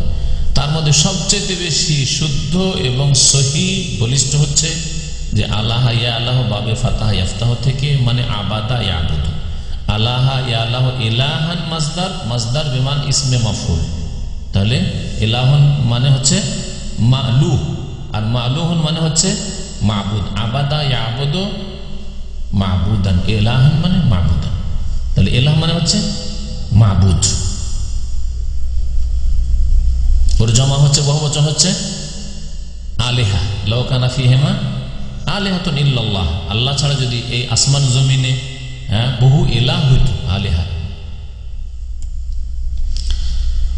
তো ইলাহ কেন বলা হয় ইলাহকে, মাবুদকে? কারণ তার ইবাদত করা হয়। যদি ইবাদতের হক না রাখে, যেমন মাবুদানে বাতিলা, কবর মাজার, দেবদেবী, গাছপালা ইত্যাদি যেসবের পূজা হচ্ছে, এগুলি মাবুদ কিন্তু বাতিল মাবুদ, বাতিল মাবুদ। তারা দাবি করে থাকলেও বাতিল, আর তারা দাবি করেনি, হয়তো জবরদস্তি তাদের পূজা শুরু করা হয়েছে, বাতিল মাবুদ। বাতিল মাবুদ কিন্তু তাদেরকে পূজা শুরু হয়েছে তাদের, তারা আসলে মাবুদ নয়। আর মাবুদ বার হক, হক মাবুদ একমাত্র আল্লাহ পাক রব্বুল আলামিন। এই জন্য সূরা হজে একটি আয়াত রয়েছে, আর একটি আয়াত রয়েছে সূরা, কোন সূরা? যালিকা বিআন্নাল্লাহ ওয়াল হক ওয়া আন্না মা ইয়াদউনা মিন দুনিহিল বাতিল ওয়া আন্নাল্লাহু আল আলিয়্যুল কবীর। আয়াত রয়েছে সূরা লোকমানের আর সূরা হজেও, শুধু একটা শব্দের পার্থক্যের সাথে একই রকমের আয়াত রয়েছে। যালিকা বিআন্নাল্লাহু ওয়াল হক, শুনে রাখো যে আল্লাহ হচ্ছেন সত্যবার হক মাবুদ। ওয়া আন্না মা ইয়াদউনা মিন দুনিহি, আর আল্লাহকে বাদ দিয়ে যাদেরকে এরা ডেকে থাকে, যাদের কাছে দোয়া করে থাকে, যাদেরকে আহ্বান করে থাকে, তারা হচ্ছে বাতিল। আল্লাহ বলছেন ওয়া আন্না মা ইয়াদউনা মিন দুনিহিল বাতিল, সূরা লোকমানে, আর সূরা হজ ওয়া আন্না মা ইয়াদউনা মিন দুনিহি হুয়াল বাতিল। তো আল্লাহ ছাড়া কেউ তোমাদের মাবুদ নেই, মানে মা লাকুম মিন ইলাহিন গায়রুহু, সত্য মাবুদ নেই। তোমরা যেসব দেবদেবীর পূজা করছো অথবা কবর মাজারের পূজা করছো, সেগুলি হচ্ছে বাতিল। মা লাকুম মিন ইলাহিন গায়রুহু, তার ছাড়া কেউ তোমাদের মাবুদ নেই। দোয়ার হক রাখে না, সেজদার হক রাখে না, ফরিয়াদের হক রাখে না, নজর নিয়াজ মান্নতের হক রাখে না, তাদের জন্য জবাই করবে আর উৎসর্গ করবে আর খাসি মোরগ নিয়ে যাবে, নজরানা পেশ করবে, এসবের হক রাখে না। এসব হক আল্লাহ পাকে। এই আয়াতটি সূরা আরাফের কয়েক জায়গায় আছে। সূরা আরাফে আয়াত নম্বর 59 আছে, 65 আছে, 73 আছে, 85 আছে। কয়েকজন নবী, হুদ, সালেহ, শুআয়ব, এইভাবে আরো কয়েকজন নবীর কথা ওখানে উল্লেখিত আছে। তারা প্রত্যেকে বলেছেন নিজ নিজ জাতিকে, ইয়া কওমে, হে আমার সম্প্রদায়, উবুদুল্লাহ, আল্লাহ পাকের তোমরা ইবাদত করো, মা লাকুম মিন ইলাহিন গায়রুহু, তার ছাড়া আর কেউ তোমাদের সত্য মাবুদ নেই। কালাহা নূহ, নূহ আলাইহিস সালাম বলেছেন, হুদ আলাইহিস সালাম বলেছেন, সালেহ আলাইহিস সালাম বলেছেন, শুআয়ব আলাইহিস সালাম বলেছেন। উদাহরণস্বরূপ কয়েকজন নবীর কথা উল্লেখ করা হয়েছে, কিন্তু যত নবী এসেছেন সমস্ত নবীগণ এই দাওয়াত পেশ করেছেন। ওয়াসাইরুল আম্বিয়া লিকওমি, প্রত্যেক নবী নিজ নিজ জাতিকে বলেছেন। নবী করিম সাল্লাল্লাহু আলাইহি সাল্লামের জীবনী দেখেন, মক্কার জীবন, মক্কার জীবনের শেষ দিকে, একেবারে শেষ দিকে নামাজ পড়া হচ্ছে, সালাত। প্রায় 10 বছর বা তারও বেশি, অনেক মতে, যদি মত অনেক রয়েছে কখন হয়েছে, প্রসিদ্ধ মত যে 10 বছর পর্যন্ত নামাজ আসেনি, তারপরে অনেক মতে তারও পরে। তো 10 বছর ধরে নবী করিম সাল্লাল্লাহু আলাইহি সাল্লাম দিনের কোন বিষয়টির খেদমত করেছেন? সেটা হচ্ছে তাওহীদ, তাওহীদের দিকে ডাক দেওয়া, শিরক ত্যাগ করার জন্য আহ্বান করা, মানুষ শিরক ছাড়ুক আর তাওহীদ প্রতিষ্ঠা করুক, নাকি নবীর দাওয়াত ছিল ক্ষমতা হাতে নেওয়া? ক্ষমতায় যাওয়া? ক্ষমতায় যাওয়ায় যদি ইসলামের উদ্দেশ্য হয় তো নবী করিম সাল্লাল্লাহু আলাইহি সাল্লামকে প্রথম দিন থেকেই তো দিতে চেয়েছিল, মক্কার মুশরিক দিতে চায়নি। ইয়া মুহাম্মদ ইন কুনতা তুরিদু মুলকান, হে মুহাম্মদ তুমি যদি রাজত্ব চাও, মাল্লাকনাক, তোমাকে কিং বানিয়ে দিচ্ছি, শাসক বানিয়ে দিচ্ছি, আপনাকে মেনে নিচ্ছি, কিন্তু আমাদের দেব দেবীদের বিরুদ্ধে করিয়েন না। তাওহীদে উলুহিয়্যাত, তাওহীদুল ইবাদা যখন বলতে গেলেন তখন তারা শত্রু হল। যদি তিনি বলতেন দেখো আমার উদ্দেশ্য হচ্ছে নেতৃত্ব, আমার উদ্দেশ্য হচ্ছে যে অসৎ লোকদেরকে ঠিক করতে হলে শুধু এইরকম দাওয়াত দিয়ে চলবে না, বরং ক্ষমতা হাতে নিতে হবে, প্রশাসন হাতে নিতে হবে, সেনাবাহিনী হাতে নিতে হবে, জনবল হাতে নিতে হবে, ক্ষমতা না হলে ঠিক করা যাবে না, ক্ষমতা হলে ডান্ডা পিটি সব ঠিক করে দেবো, যেমন আজকালকার ধর্মের নামে রাজনীতি করা লোকেরা বলে থাকে, ক্ষমতা না হলে হয়, ক্ষমতা না হলে তো ঠিক করা যাবে না, সুতরাং ক্ষমতা হাতে নিতে হবে। এর জন্য মরিয়া হয়ে লেগেছে। আর এটা নবীর আদর্শ নয়, যার ফলে এসব বালা মুসিবত, সমস্ত বালা মুসিবত। এই জন্য নবী করিম সাল্লাল্লাহু আলাইহি সাল্লামের তরিকা মোতাবেক চলার পরে যদি বিপদ আপদ আসে তাহলে সেটা আল্লাহ পাকের পক্ষ থেকে পরীক্ষা, কিন্তু এটা হচ্ছে আযাব যারা নবী করিম সাল্লাল্লাহু আলাইহি সাল্লামের তরিকা বাদ দিয়ে অন্য তরিকা অবলম্বন করেছে। ইমাম মালিক রাহমাতুল্লাহ আলাইহি বলেছেন, লা ইয়াসলুহা আখিরু হাযিহিল উম্মাহ ইল্লা বিমা সালাহা বিহি আউয়ালুহা, এই উম্মতের শেষ যুগের মানুষের সমস্যার সমাধান হবে না, একমাত্র ওই পথেই হবে, ওই তরিকাতেই হবে যেই তরিকায় সমস্যার সমাধান হয়েছে। বিমা সালাহা বিহি আউয়ালুহা, মা আউয়ালু হাযিহিল উম্মাহ, এই উম্মতের প্রথম যুগের মানুষের সমস্যার সমাধান যেইভাবে হয়েছে ওইভাবে কিয়ামত পর্যন্ত হইতে হবে। অন্য কোনো রাস্তা যদি অবলম্বন করা যায় তাহলে কখনো সমস্যার সমাধান হবে না। গণতান্ত্রিক পদ্ধতিতে দেশের অধিকাংশ লোকেরা যদি আমাদের সমর্থন করে তাহলে আমরা ইসলামপন্থীরা আমরা নেতৃত্বে যাব আর আমরা দেশের কল্যাণমূলক কিছু কাজ করব। এই আদর্শ নবী করিম সাল্লাল্লাহু আলাইহি ওয়াসাল্লাম, সাহাবায়ে কেরাম, তাবেঈন, তাবা তাবেঈনদের জামানায় ছিল না। আর কখনো কোন যুগে সিংহভাগ মানুষকে হেদায়েত করা যাবে না, অসম্ভব কথা। কখনো কোন যুগে অধিকাংশ মানুষ ভালো মানুষ হবে, যদি হয়ে যায় তাহলে কোরআনের উল্টো হয়ে যাবে, হবে না। জি, নবী করিম সাল্লাল্লাহু আলাইহি সাল্লাম কত বছর ছিলেন মক্কায়? ওয়াকাদ বাকিয়ান নবী সাল্লাল্লাহু আলাইহি সাল্লাম ফি মক্কাহ বাদাল বিসাতি 13 আমান, নবী করিম সাল্লাল্লাহু আলাইহি সাল্লাম নবুয়ত প্রাপ্তির পরে, বেসাত মানে নবুয়ত প্রাপ্তির পরে মক্কায় 13 বছর অবস্থান করেছেন। নবী হওয়ার পরে 13 বছর ইয়াদউন নাস ইলা তাওহীদ, মানুষকে তাওহীদের দিকে আহ্বান করতেন। ওয়া ইসলাহিল আকীদা, আকীদা সংশোধনের জন্য, আল্লাহ সম্পর্কে সহি আকীদা, আখিরাত পরকাল সম্পর্কে সহি আকীদা, নবী রিসালাত কি জিনিস, রাসূল সম্পর্কে সহি আকীদা, কোরআনে কারীম সম্পর্কে সহি আকীদা, তাকদীর সম্পর্কে সহি আকীদা, আল্লাহ পাকের যে আসমানি কিতাবগুলো সেই সম্পর্কে সহি আকীদা, তার সাথে বাতিল আকীদা থেকে সতর্ক সাবধান করা। যেসব বাতিল আকীদা ছিল, প্রত্যেক যুগে যুগে বাতিল আকীদা রয়েছে। তখনকার যুগের বাতিল আকীদার ধরন আলাদা ছিল, এখনকার যুগে আলাদা হইতে পারে, এখন আরো বেশি বাড়তে পারে, তখন হয়তো অন্যরকম ছিল, হতে পারে। তখন কি এরকম আকীদা ছিল না যে বৃষ্টি হইলে নক্ষত্রের মাধ্যমে বৃষ্টি হয়েছিল না? এর সংশোধন নবী করিম সাল্লাল্লাহু আলাইহি সাল্লাম করেননি। বৃষ্টি হলো রাত্রে, সকালে উঠে নবী করিম সাল্লাল্লাহু আলাইহি সাল্লাম বলছেন আসবাহাল লাইলাতা, আজকের রাত্রে কিছু লোকেরা, আল্লাহ পাক বলেছেন যে ইবাদি মুমিনুন বি ওয়া কাফিরুন বিল কওকাব, কিছু বান্দা আজকের রাত্রে আমার প্রতি ঈমান নিয়ে এসেছে আর নক্ষত্রকে অস্বীকার করে নক্ষত্রের সাথে কুফরি করেছে। আর কিছু বান্দা আছে মুমিনুন বিল কওকাবে ওয়া কাফিরুন বি, আমার সাথে কুফরি করেছে আর নক্ষত্রে তারকার প্রতি ঈমান নিয়ে এসেছে, তাই না? নবী করিম সাল্লাল্লাহু আলাইহি ওয়াসাল্লাম সংশোধন করেননি এর মাধ্যমে যে খবরদার কখনো এরকম বলবে না যে এই মৌসুমে বৃষ্টি হয়েছে কারণ অমুক নক্ষত্র দেখা দিয়েছে আকাশে। সেই জন্য দুর্গা পূজার সময় আসলে, কালী পূজার সময় আসলে, অমুক পূজার সময় আসলে বৃষ্টি অবশ্যই হবে বলেন আমাদের দেশের অনেক মুসলমানরা।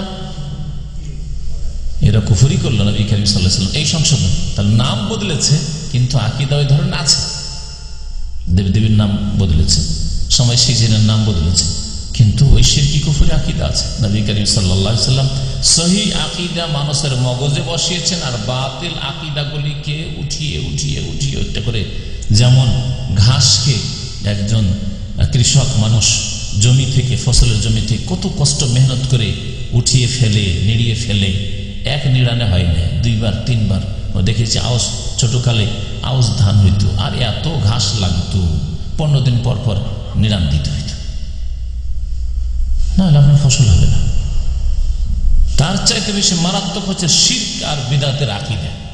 মুসলিমদের মগজ থেকে উঠিয়ে ফেলার মতো লোক যদি না হয় তাহলে খুব দ্রুত এই শিরক আর বিদআতের আগাছা ঘাস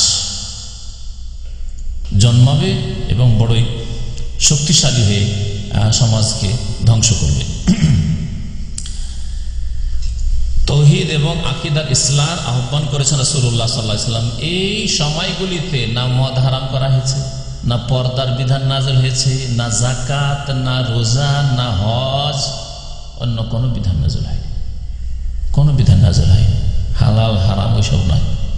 হালাল হারাম মাসলা মাসাইল যেসব কোরআনী আয়াত আছে সবগুলি প্রায় মাদানী আয়াত, নবী সাল্লাল্লাহু আলাইহি ওয়াসাল্লাম মদিনা জীবনে নাযিল হয়েছে। কেন এই কাজ করলেন? লিআন্নাহাল আসাস আল্লাযী ইয়াকুমু আলাইহি বিনাউদ্দিন, কারণ এটাই হচ্ছে বুনিয়াদী বিষয় যার ওপর দ্বীনের ঘর নির্মিত, দ্বীনের বুনিয়াদ কায়েম হয়েছে। নবী করিম সাল্লাল্লাহু আলাইহি ওয়াসাল্লামের পরে যারা কোরআন সুন্নাহর দায়ী এবং যারা সংস্কারক, সংশোধনের কাজ করেছেন, তারা প্রত্যেক যুগে নবী রাসূলগণের এই আদর্শকে ফলো করেছেন, এই আদর্শ মোতাবেক জীবনযাপন করেছেন। ওয়াকাদ ইহতাযা দুআত ওয়াল মুসলিমুন ফি কুল্লি জামান হাযওয়াল আম্বিয়া ওয়াল মুরসালিন, নবী রাসূলগণের পথে তারা চলেছেন। ফাকানু ইয়াবদাউনা বিদ-দাওয়া ইলা তাওহীদ, সুতরাং তারা প্রথম তৌহিদের দাওয়াত দিয়ে শুরু করেছেন, আকীদার সংশোধনের চেষ্টা করেছেন। যদি তৌহিদ আর আকীদায় ত্রুটি থাকে তাহলে সেখান থেকে শুরু করতে হয়। অধিকাংশ এলাকায় আজকেও যে কোনো জায়গায় যান, অধিকাংশ জায়গায় তৌহিদ আকীদায় ত্রুটি আছে অন্যান্য ত্রুটির সাথে, সুতরাং তৌহিদ আকীদা থেকে শুরু করতে হবে। তবে যদি দেখেন যে এই এলাকায় দায়ীরা, আলেম ওলামারা অনেক মেহনত করেছেন, এই এলাকায় এখন শিরক দেখা যায় না, এখন বিদআত দেখা যায় না, কিন্তু এই এলাকায় দেখা যাচ্ছে যে নামাজে ত্রুটি রয়েছে, জানো যেমন ভারত বাংলাদেশে আহলে হাদিসদের অবস্থা। এরা শিরক মুক্ত হলেও, অনেকটা বিদআত মুক্ত হলেও এদের মধ্যে বেনামাজির হার অন্যদের মতো, কোনো পার্থক্য নেই। তাহলে আপনাকে নামাজ দিয়ে শুরু করতে হবে, সেখানে নামাজ দিয়ে শুরু করতে হবে, কারণ নামাজ ছাড়া তাওহীদ থাকতেই পারে না। নামাজ নেই আর বলবেন এরা আহলে হাদিস, কখনো আহলে হাদিস না, সব কখনো গণাবেন না যে আহলে হাদিস। আহলে হাদিস কি করে হইতে পারে? এটা হাস্যকর কথা, হাস্যকর কথা। জন্মসূত্রে আহলে হাদিস, নামাজ পড়ে না, কোনদিন যদি নামাজ পড়ে তাহলে সহি তরিকে নামাজ পড়ে, নামাই তো পড়বে না। হ্যাঁ, কোনদিন যদি নামাজ পড়ে সম্মিলিত মোনাজাত করবে না, কোনদিন যদি নামাজ পড়ে তো রাফাইদান করবে, এর নাম মুসলমান হোক? কখনো নাই। ইসলাম আছে কিনা খবর নাই আর আহলে হাদিস বলবে কি? তাহলে এই ক্ষেত্রে ওই এলাকাগুলিতে গিয়ে এইসব ক্ষেত্রে মেহনত পরিশ্রমের প্রয়োজন রয়েছে। যারা দাওয়াতের কাজ করতে চান, সংশোধনের কাজ করতে চান, যেখানে দেখছেন ব্যাপক হারে হারাম খাচ্ছে, হারাম ব্যবসা করছে, হ্যাঁ হারাম কাজ কারবার চলছে, অথবা যেখানকার পরিবেশ দেখছেন বেহায়া, বেপর্দা, যেখানে পর্দা বুঝেই না, অমুসলিমদের সাথে একাকার হয়ে গেছে, যেখানে বন্ধুত্ব শত্রুতা আর ভিত্তি কিসের ওপর হতে পারে বুঝে না, তখন সেই বিষয়গুলি আলোচনা করবে। কিন্তু শুরু হবে দাওয়াত তাওহীদ থেকে।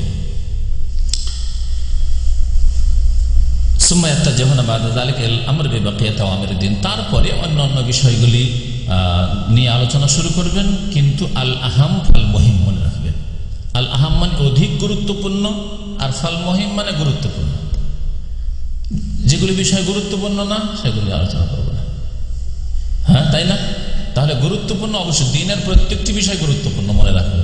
কখন এই কথা বলবেন না, আর আমরা বলিও না কখন যেটা সুন্নত সেজন্য গুরুত্বপূর্ণ না, অবশ্যই গুরুত্বপূর্ণ। প্রত্যেকটি দিনের বিষয়, ফরজ হোক, আকীদার বিষয় হোক, ইবাদত সম্পর্কিত হোক, আর আখলাক চরিত্র সম্পর্কিত হোক, ব্যবসা বাণিজ্যের, বিবাহ শাদীর ক্ষেত্রে, বিবাহ শাদীর ক্ষেত্রে অনেক বিধাত আছে মুসলিম সমাজে, তাই বলবেন যে গুরুত্বপূর্ণ নয়? অবশ্যই গুরুত্বপূর্ণ। কিন্তু আল আহাম, আহাম ইসিম তাফজিল, আর মহিম হচ্ছে ইসিম ফাইল। আল আহাম মানে হচ্ছে অধিক গুরুত্বপূর্ণ। যে বিষয়গুলি অধিক গুরুত্বপূর্ণ আপনার গ্রামে, আপনার সমাজে, আপনার এলাকায়, আপনি দূর দূরত্ব পর্যন্ত আপনার দাওয়াত যাচ্ছে, তাহলে যে বিষয়গুলি অধিক গুরুত্বপূর্ণ সেগুলি উপর আলোকপাত করতে হবে। আর তারপরে মহিম মানে যেসব বিষয় গুরুত্বপূর্ণ, আর যেগুলো গুরুত্বপূর্ণ নয় সেগুলি আলোচনা করে সময় আপনি নষ্ট করবেন না। কিসসা কাহিনী, কিসসা কাহিনী যদি নাও জানে মুসলমানরা, তাহলে তাদের ঈমান দুর্বল হবে নাকি? হ্যাঁ, বহু ঘটনা বলি আছে, কোরআন কারীমে আছে, রাসূলুল্লাহ সাল্লাল্লাহু আলাইহি ওয়াসাল্লাম হাদিসে আছে। কিসসা কাহিনী জানতে হবে। ইয়াজুজ মাজুজ আসবে এতটুকু জানাই তো যথেষ্ট। ইয়াজুজ মাজুজ কিসসা কাহিনী কি, কেমন করে আসবে, দাজ্জাল আসবে তো কেমন করে আসবে জানতে হবে? কোনো জরুরি নয়, কোনো জরুরি নয়। তাহলে এই বিষয়গুলি অনেক পরের বিষয় আপনারা জানার, এগুলো হচ্ছে অধিক নলেজের জন্য। কিন্তু আপনার ঈমান কমে যাবে, ঈমান দুর্বল হয়ে যাবে যদি ডিটেলস না জানেন, মেহেদী সম্পর্কে আর দাজ্জাল সম্পর্কে আর ইয়াজুজ মাজুজ সম্পর্কে না। কারণ আপনার আকীদা সম্পর্কে এখন জানা শেষ হয়নি, আপনার ইবাদত সম্পর্কে জানানো বা ইবাদত সম্পর্কে আপনার দাওয়াতের কাজ শেষ হয়নি, আপনার মানুষের ব্যবসা বাণিজ্য, আদান প্রদান, আখলাক চরিত্র এই সম্পর্কে আপনার কাজ শেষ হয়নি। তাহলে কিসসা কাহিনী কোন নবীর ঘটনা? আর আমার দেশের ওয়াজ মাহফিলগুলির বিষয়বস্তু হচ্ছে হ্যাঁ, এই যে গল্প শুরু করলো, হয় কোরআনের কিসসা কাহিনী, এটা হলো খুব ভালো তাদের যদি হয় তাহলে, আর না হলে তাতে একবারে মরিচ মশলা দিয়ে এমন এমন কিচ্ছা কাহিনী, যেসব কিচ্ছা কাহিনী কোরআনেও নেই, হাদিসেও নেই, হ্যাঁ, উদ্ভট কথা। আর না হলে এমন কিচ্ছা কাহিনী যেগুলি ঘটেছে না, ঘটেনি, কাল্পনিক, হাসাবার জন্য আর কাঁদাবার জন্য না, এগুলি দিয়ে সময়কে নষ্ট করেছে ওয়াজ মাহফিলগুলিতে, যার ফলে আমাদের সমাজের সংশোধন হয়নি। যেখান থেকে আম্বিয়া রাসূলগণ শুরু করেছেন সেখান থেকে যদি আমরা শুরু করতাম, আর তারপর নবী করিম সাল্লাল্লাহু আলাইহি ওয়াসাল্লাম ইবাদত বন্দেগী থেকে শুরু করেছেন, মদিনা আসতে দেখেন ইবাদতের সিলসিলা শুরু হয়ে গেছে। নামাজ তো ফরজ মক্কাতে হয়েছিল, কিন্তু আজান আসেনি, তাই না? আজান মদিনায় এসে আজান আসলো, মদিনায় এসে সিয়াম রোজা আসলো, যাকাতের ডিটেলস মাসলা মাসাইল মদিনায় আসলো, হজ উমরা আসলো, হেজাব পর্দা আসলো, মদ হারাম হইল, জুয়া হারাম হইল, হ্যাঁ তাই না? ব্যবসায় কোন ব্যবসা হালাল, কোন ব্যবসা হারাম, কেমন ব্যবসা হয়ে হারাম হয়ে যাবে, ধোঁকা যদি থাকে, অস্পষ্টতা থাকে, ইত্যাদি সব জিনিস কখন আসলো? নবী করিম সাল্লাল্লাহু আলাইহি ওয়াসাল্লাম মদিনার জীবনে। ব্যবসায় হারাম খাচ্ছে আর মানুষকে কিসসা শুনিয়ে সারা রাত ব্যাপী জলসা শেষ হয়ে গেল, ওয়াজ মাহফিল শেষ হয়ে গেল। উদ্দেশ্য হচ্ছে ওয়াজ মাহফিলগুলো শুধু কালেকশন করা, মাদ্রাসার উন্নতি কল্পে, মসজিদের উন্নতি কল্পে, গ্রামের উন্নতি কল্পে, ইত্যাদি ইত্যাদি, যার ফলে জাতির কোনো সংশোধন নেই। আল্লাহ পাক রব্বুল আলামিন যেন আমাদেরকে নিজেদের সংশোধন করার তৌফিক দান করেন, আকীদার সংশোধনের তৌফিক দান করেন, এবং আকীদার দাওয়াত দেওয়ার মানুষকে যেন তৌফিক দান করেন, ইবাদত বন্দেগীর সংশোধনের তৌফিক দান করেন, আর সুন্দরভাবে আল্লাহ পাকের ইবাদত বন্দেগী করার এবং আল্লাহ পাকের ইবাদতের দিকে দাওয়াত দেওয়ার তৌফিক দান করেন। আখলাক চরিত্র, ব্যবসা বাণিজ্য, হালাল হারামের আল্লাহ পাক ক্ষেত্রেও আমাদের সংশোধনের তৌফিক দান করেন, এবং আল্লাহ পাক তাতে যেন আমাদের বরকত দান করেন। নবী করিম সাল্লাল্লাহু আলাইহি ওয়াসাল্লামের তরিকা মোতাবেক জীবনের প্রত্যেকটি ক্ষেত্রে চলার জন্য তৌফিক দান করেন। আল্লাহ পাক আমাদের জীবনের প্রত্যেকটি স্তরে যেন ইসলাহ করেন, যারা যেখানে আছে আল্লাহ পাক তাদের সকলে যেন ইসলাহ করেন, সংশোধন করেন, এবং উম্মতে মুসলিমাকে আল্লাহ পাক রব্বুল আলামিন যেন সম্মানিত করেন, দুনিয়াতে আখিরাতে যেন জান্নাত দিয়ে সম্মানিত করেন। ওয়া সাল্লাল্লাহু আলা নবিয়িনা মুহাম্মদ ওয়া আলা আলিহি ওয়া সাহবিহি আজমাইন। আজকে বলেছিলাম যে 9টায় শেষ করবো, 9টা 5 হয়ে গেছে। আর এই জন্য আর বাড়াইলাম না। যদি আপনাদের কিছু প্রশ্ন থাকে তাহলে করেন। আর জাল হাদিস আগামী সপ্তাহে ইনশাল্লাহ, এখন না, আগামী সপ্তাহে বা তারপরে সপ্তাহে। জি,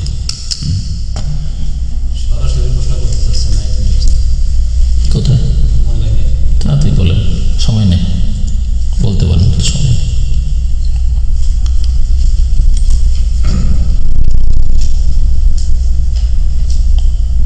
আপনাদের কোনো প্রশ্ন আছে আজকের আলোচনার উপর?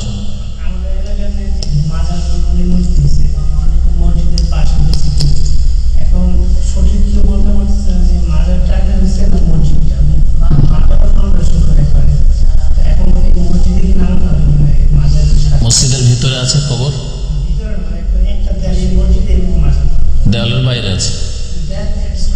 হ্যাঁ বুঝছি, কিন্তু দেয়ালের বাইরে আছে কেন? দেয়ালের বাইরে হলে যদি এই মসজিদগুলি ভাঙা সম্ভব না হয় বা কবর সরানো সম্ভব না হয় আর এলাকায় মসজিদ না থাকে তো নামাজ হবে ইনশাআল্লাহ। কারণ ওই মসজিদে নামাজ হয় না যে মসজিদের ভিতরে কবর আছে। হ্যাঁ, ওই জন্য বললাম।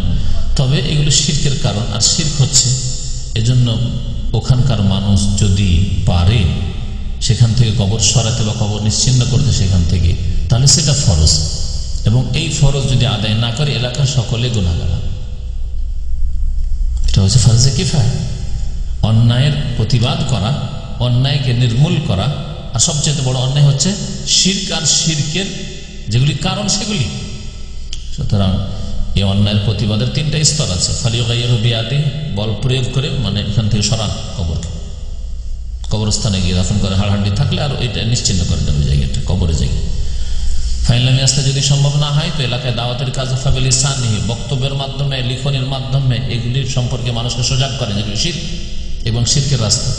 ওয়াইনলামে আসতে, তাও যদি সম্ভব না হয় যে বক্তব্য করতে পারছেন না, লিখতেও পারছেন না, তবে অন্তর থেকে অন্যায়ের প্রতিবাদ করেন, শিরক কুফরের প্রতিবাদ করেন, এগুলো শিরকের কারণ।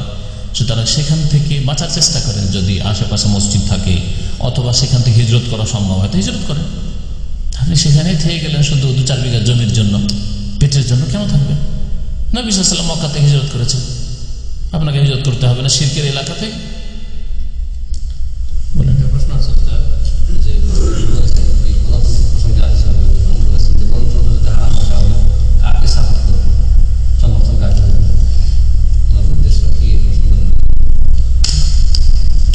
গণতন্ত্রই যখন বাতিল, তাহলে আর সমর্থন করবেন কাকে? এই প্রচলিত কোনোটাকে সমর্থন করা যাবে না, কোনোটাই সমর্থন করা যাবে না। বাকি কথা হলো, একটা হচ্ছে আকীদার বিষয়, বিশ্বাসের বিষয়, যে গণতান্ত্রিক পদ্ধতির কোনো কিছুকেই সাপোর্ট করি না, এটা হচ্ছে আমাদের ঈমান। কিন্তু সাময়িকভাবে এখন আমাদের কাছে কিছুই নেই, তাহলে ভোট কাকে দেবো? সরাসরি হয়তো জিজ্ঞেস করতে চাইছে, এটা ভোট কাকে দেবো? আপনার এলাকায় যেই লোকটাকে 3টা ক্যান্ডিডেটের মধ্যে বা 5টার মধ্যে বেশি সৎ দেখছেন, নামাজি, আল্লাহকে ভয় করে, জাতির খেয়ানত করবে না, হ্যাঁ, নিজের ব্যক্তি স্বার্থের চাইতে জাতির বৃহৎ স্বার্থকে বড় করে দেখবে, এইরকম লোক পান তো তাকে ভোট দেবে, যে কোনো দলের হোক।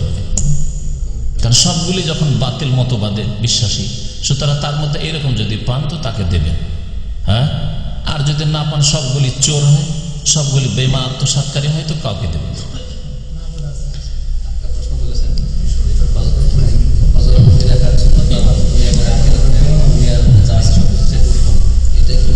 কি বললেন? রাকাত আল ফজর খায়রুম মিনাদ দুনিয়া মা ফিহা, নবী সাল্লাল্লাহু আলাইহি ওয়াসাল্লামের হাদিস, যে ফজরের 2 রাকাত সুন্নাত দুনিয়া এবং দুনিয়া যা কিছু আছে, ধন সম্পদ, সবকিছুর চাইতে উত্তম। এর অর্থ হচ্ছে দুনিয়া, সারা দুনিয়ার যদি আপনাকে রাজত্ব দিয়ে দেওয়া হয় তবুও ধ্বংসশীল, আপনিও ধ্বংসশীল, আপনার রাজত্ব ধ্বংসশীল। দেখলেন বড় বড় রাজা বাদশাহ কোথায় গেছে, সাদ্দাম কোথায় গেল, গাদ্দাফি কোথায় গেল, আরো সব দুনিয়া থেকে সব চলে গেছে, তাই না? আর তাদের নেতৃত্ব কোথায় গেল? সব চলে গেছে, সৎ হোক আর অসৎ হোক। এমনকি সৎ লোকেরা, সৎ যারা শাসক ছিল তারাও দুনিয়া থেকে চলে গেছে, তাই না? আগের তো দুনিয়ার সবকিছুই ধ্বংসশীল চলে যাবে, কিন্তু ফজরের 2 রাকাতের নেকি ধ্বংসশীল নয়, সেটা থাকবে আপনার সাথে। এটা হচ্ছে এই হাদিসের অর্থ। যতই বড় আপনি ধন সম্পদ আর নেতৃত্বের মালিক হন না কেন, আপনিও ধ্বংস হবেন আর আপনার নেতৃত্ব ধ্বংস হবে। কিন্তু এই 2 রাকাত যে ফজরের নামাজ সুন্নাত পড়েছেন সেটা ধ্বংস হবে না, এবং আপনার সাথে প্রত্যেক স্থানে থাকবে এই আমল, কবরের জীবনেও থাকবে, এর ফল পাবেন আপনি, আখেরাতে হাসরের ময়দানে পাবেন, জান্নাতে পাবেন। এই হচ্ছে এর অর্থ। এইরকম ধরনের যতগুলি হাদিস আছে এইখান থেকে শুনে রাখবেন, যেখানে দুনিয়ার তুলনায় দিনকে আসসালাতু খায়রুম মিনান নওম, অথচ ঘুম আপনার খুব জরুরি আছে, 2-3 দিন ঘুমাইতে পারেনি, তার চাইতে উত্তম। কেন? এই জন্য উত্তম যে ঘুম ধ্বংসশীল, চিরদিনের ঘুম ঘুমিয়ে যাবেন, তখন আপনার ওই নামাজ সালাতটা কাজ আসবে, আপনার এই নিদ্রা কাজে আসে না, ঠিক না?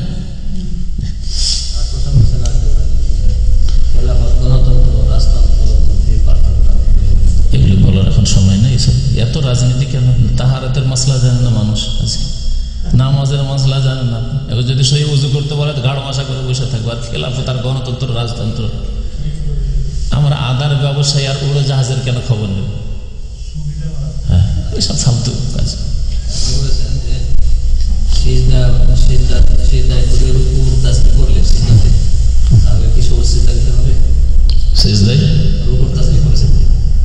তো মনে হইলে, যদি মনে হয়ে যায় চেঞ্জ করে নিবি, কিন্তু মনে না হইলে কোনো অসুবিধা নেই। আর এই ক্ষেত্রে সহজ সিজদা নেই।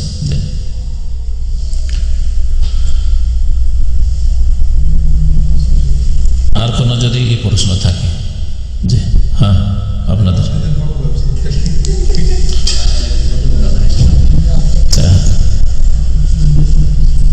নিজের জীবন থেকে শুরু করেন।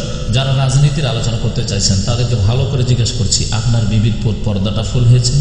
আপনার ছেলে মেয়েকে ইসলামের বুনিয়াদী জিনিস, pillar of iman, pillar of Islam শিখাচ্ছেন? 5 ওয়াক্ত নামাজি করছেন? হ্যাঁ, কথা বুঝতে পেরেছেন তো? দিনের যেগুলো জিনিস আপনার ব্যক্তি জীবনের সাথে সম্পর্কিত, তারপরে পারিবারিক জীবন, তারপরে সামাজিক জীবন, অর্থনীতি, নিজের হালাল ব্যবসা বাণিজ্য, হ্যাঁ, তারপর কথাবার্তা সত্যতা আছে কিনা, গীবত থেকে বাঁচছেন কিনা, চুগলখড়ি থেকে বাঁচছেন কিনা। গীবতের রোগ থেকে আলেম সমাজ তো বাঁচতে পারে না। আলেম সমাজের মুখরোচক কাজ হচ্ছে গীবত করা। 5 জন আলেম এক জায়গায় বসলে তখন শুনলে হ্যাঁ অমুক দায়ী আছে না, অমুক শাইখ আছে না, অমুক এই যে আছে না, এই তো এইরকম। আজকে তো মুসলিম জাতির অবস্থা এরকম। ইমাম বুখারী রাহমাতুল্লাহ বলছেন, আমি আল্লাহর সামনে হাজির হয়ে বলতে পারবো যে আল্লাহ আমি কারো গীবত করি। আমরা বলতে পারবো? পারবেন কেউ? যে আমি কারো গীবত করি না। আল্লাহ যেন আমাদের মাফ করেন, আল্লাহ যেন আমাদের মাফ করেন। তো এইরকম হন ইমাম বুখারী রাহমাতুল্লাহ আলাইহি। তো তখনকার যুগে আব্বাসী ভোগবিলাসী খেলাফত ছিল। ভোগবিলাসী খেলাফত মানে রাজতন্ত্র ছিল আর ভোগবিলাসী ছিল। ইমাম আবু হানিফার যুগে তারা কি আমাদের মতো কাপুরুষ না দুর্বল ছিলেন? না জেলের কথা বললে তাদের ভয় লাগতো যে তারা সমালোচনা করেননি, বলেননি যে এটা কি চলছে? হ্যাঁ, কিন্তু বলছেন আমাকে আল্লাহ পাক কিয়ামতের দিনে গীবত সম্পর্কে জিজ্ঞেস করলে আমি বলবো যে আল্লাহ কারো গীবত করি না। আল্লাহ যদি জিজ্ঞাসা করে যে তুমি একটা হারাম খেয়েছো, আল্লাহকে বলতে পারবো যে আল্লাহ জীবনে কোনো হারাম খাইনি। ইমাম বুখারী সম্পর্কে এই দুটো কথা, দুটো রিওয়ায়াত আছে। চিন্তা করতে পেরেছেন তো? এইটুকু হন যেই দিন আপনি বলতে পারেন নিশ্চিত আমি গীবত সম্পর্কে আল্লাহর কাছে জবাব দিতে পারবো, হারাম খাওয়া সম্পর্কে নিশ্চিত জবাব দিতে পারবো, মিথ্যা কথা বলা সম্পর্কে নিশ্চিত জবাব দিতে পারবো, তখন আল্লাহ পাক খেলাফত এমনি দান করে দিবেন। শুনে রাখেন আমার কাছে। এইরকম লোক তৈরি হন, এইরকম লোক মুসলিম তৈরি করেন।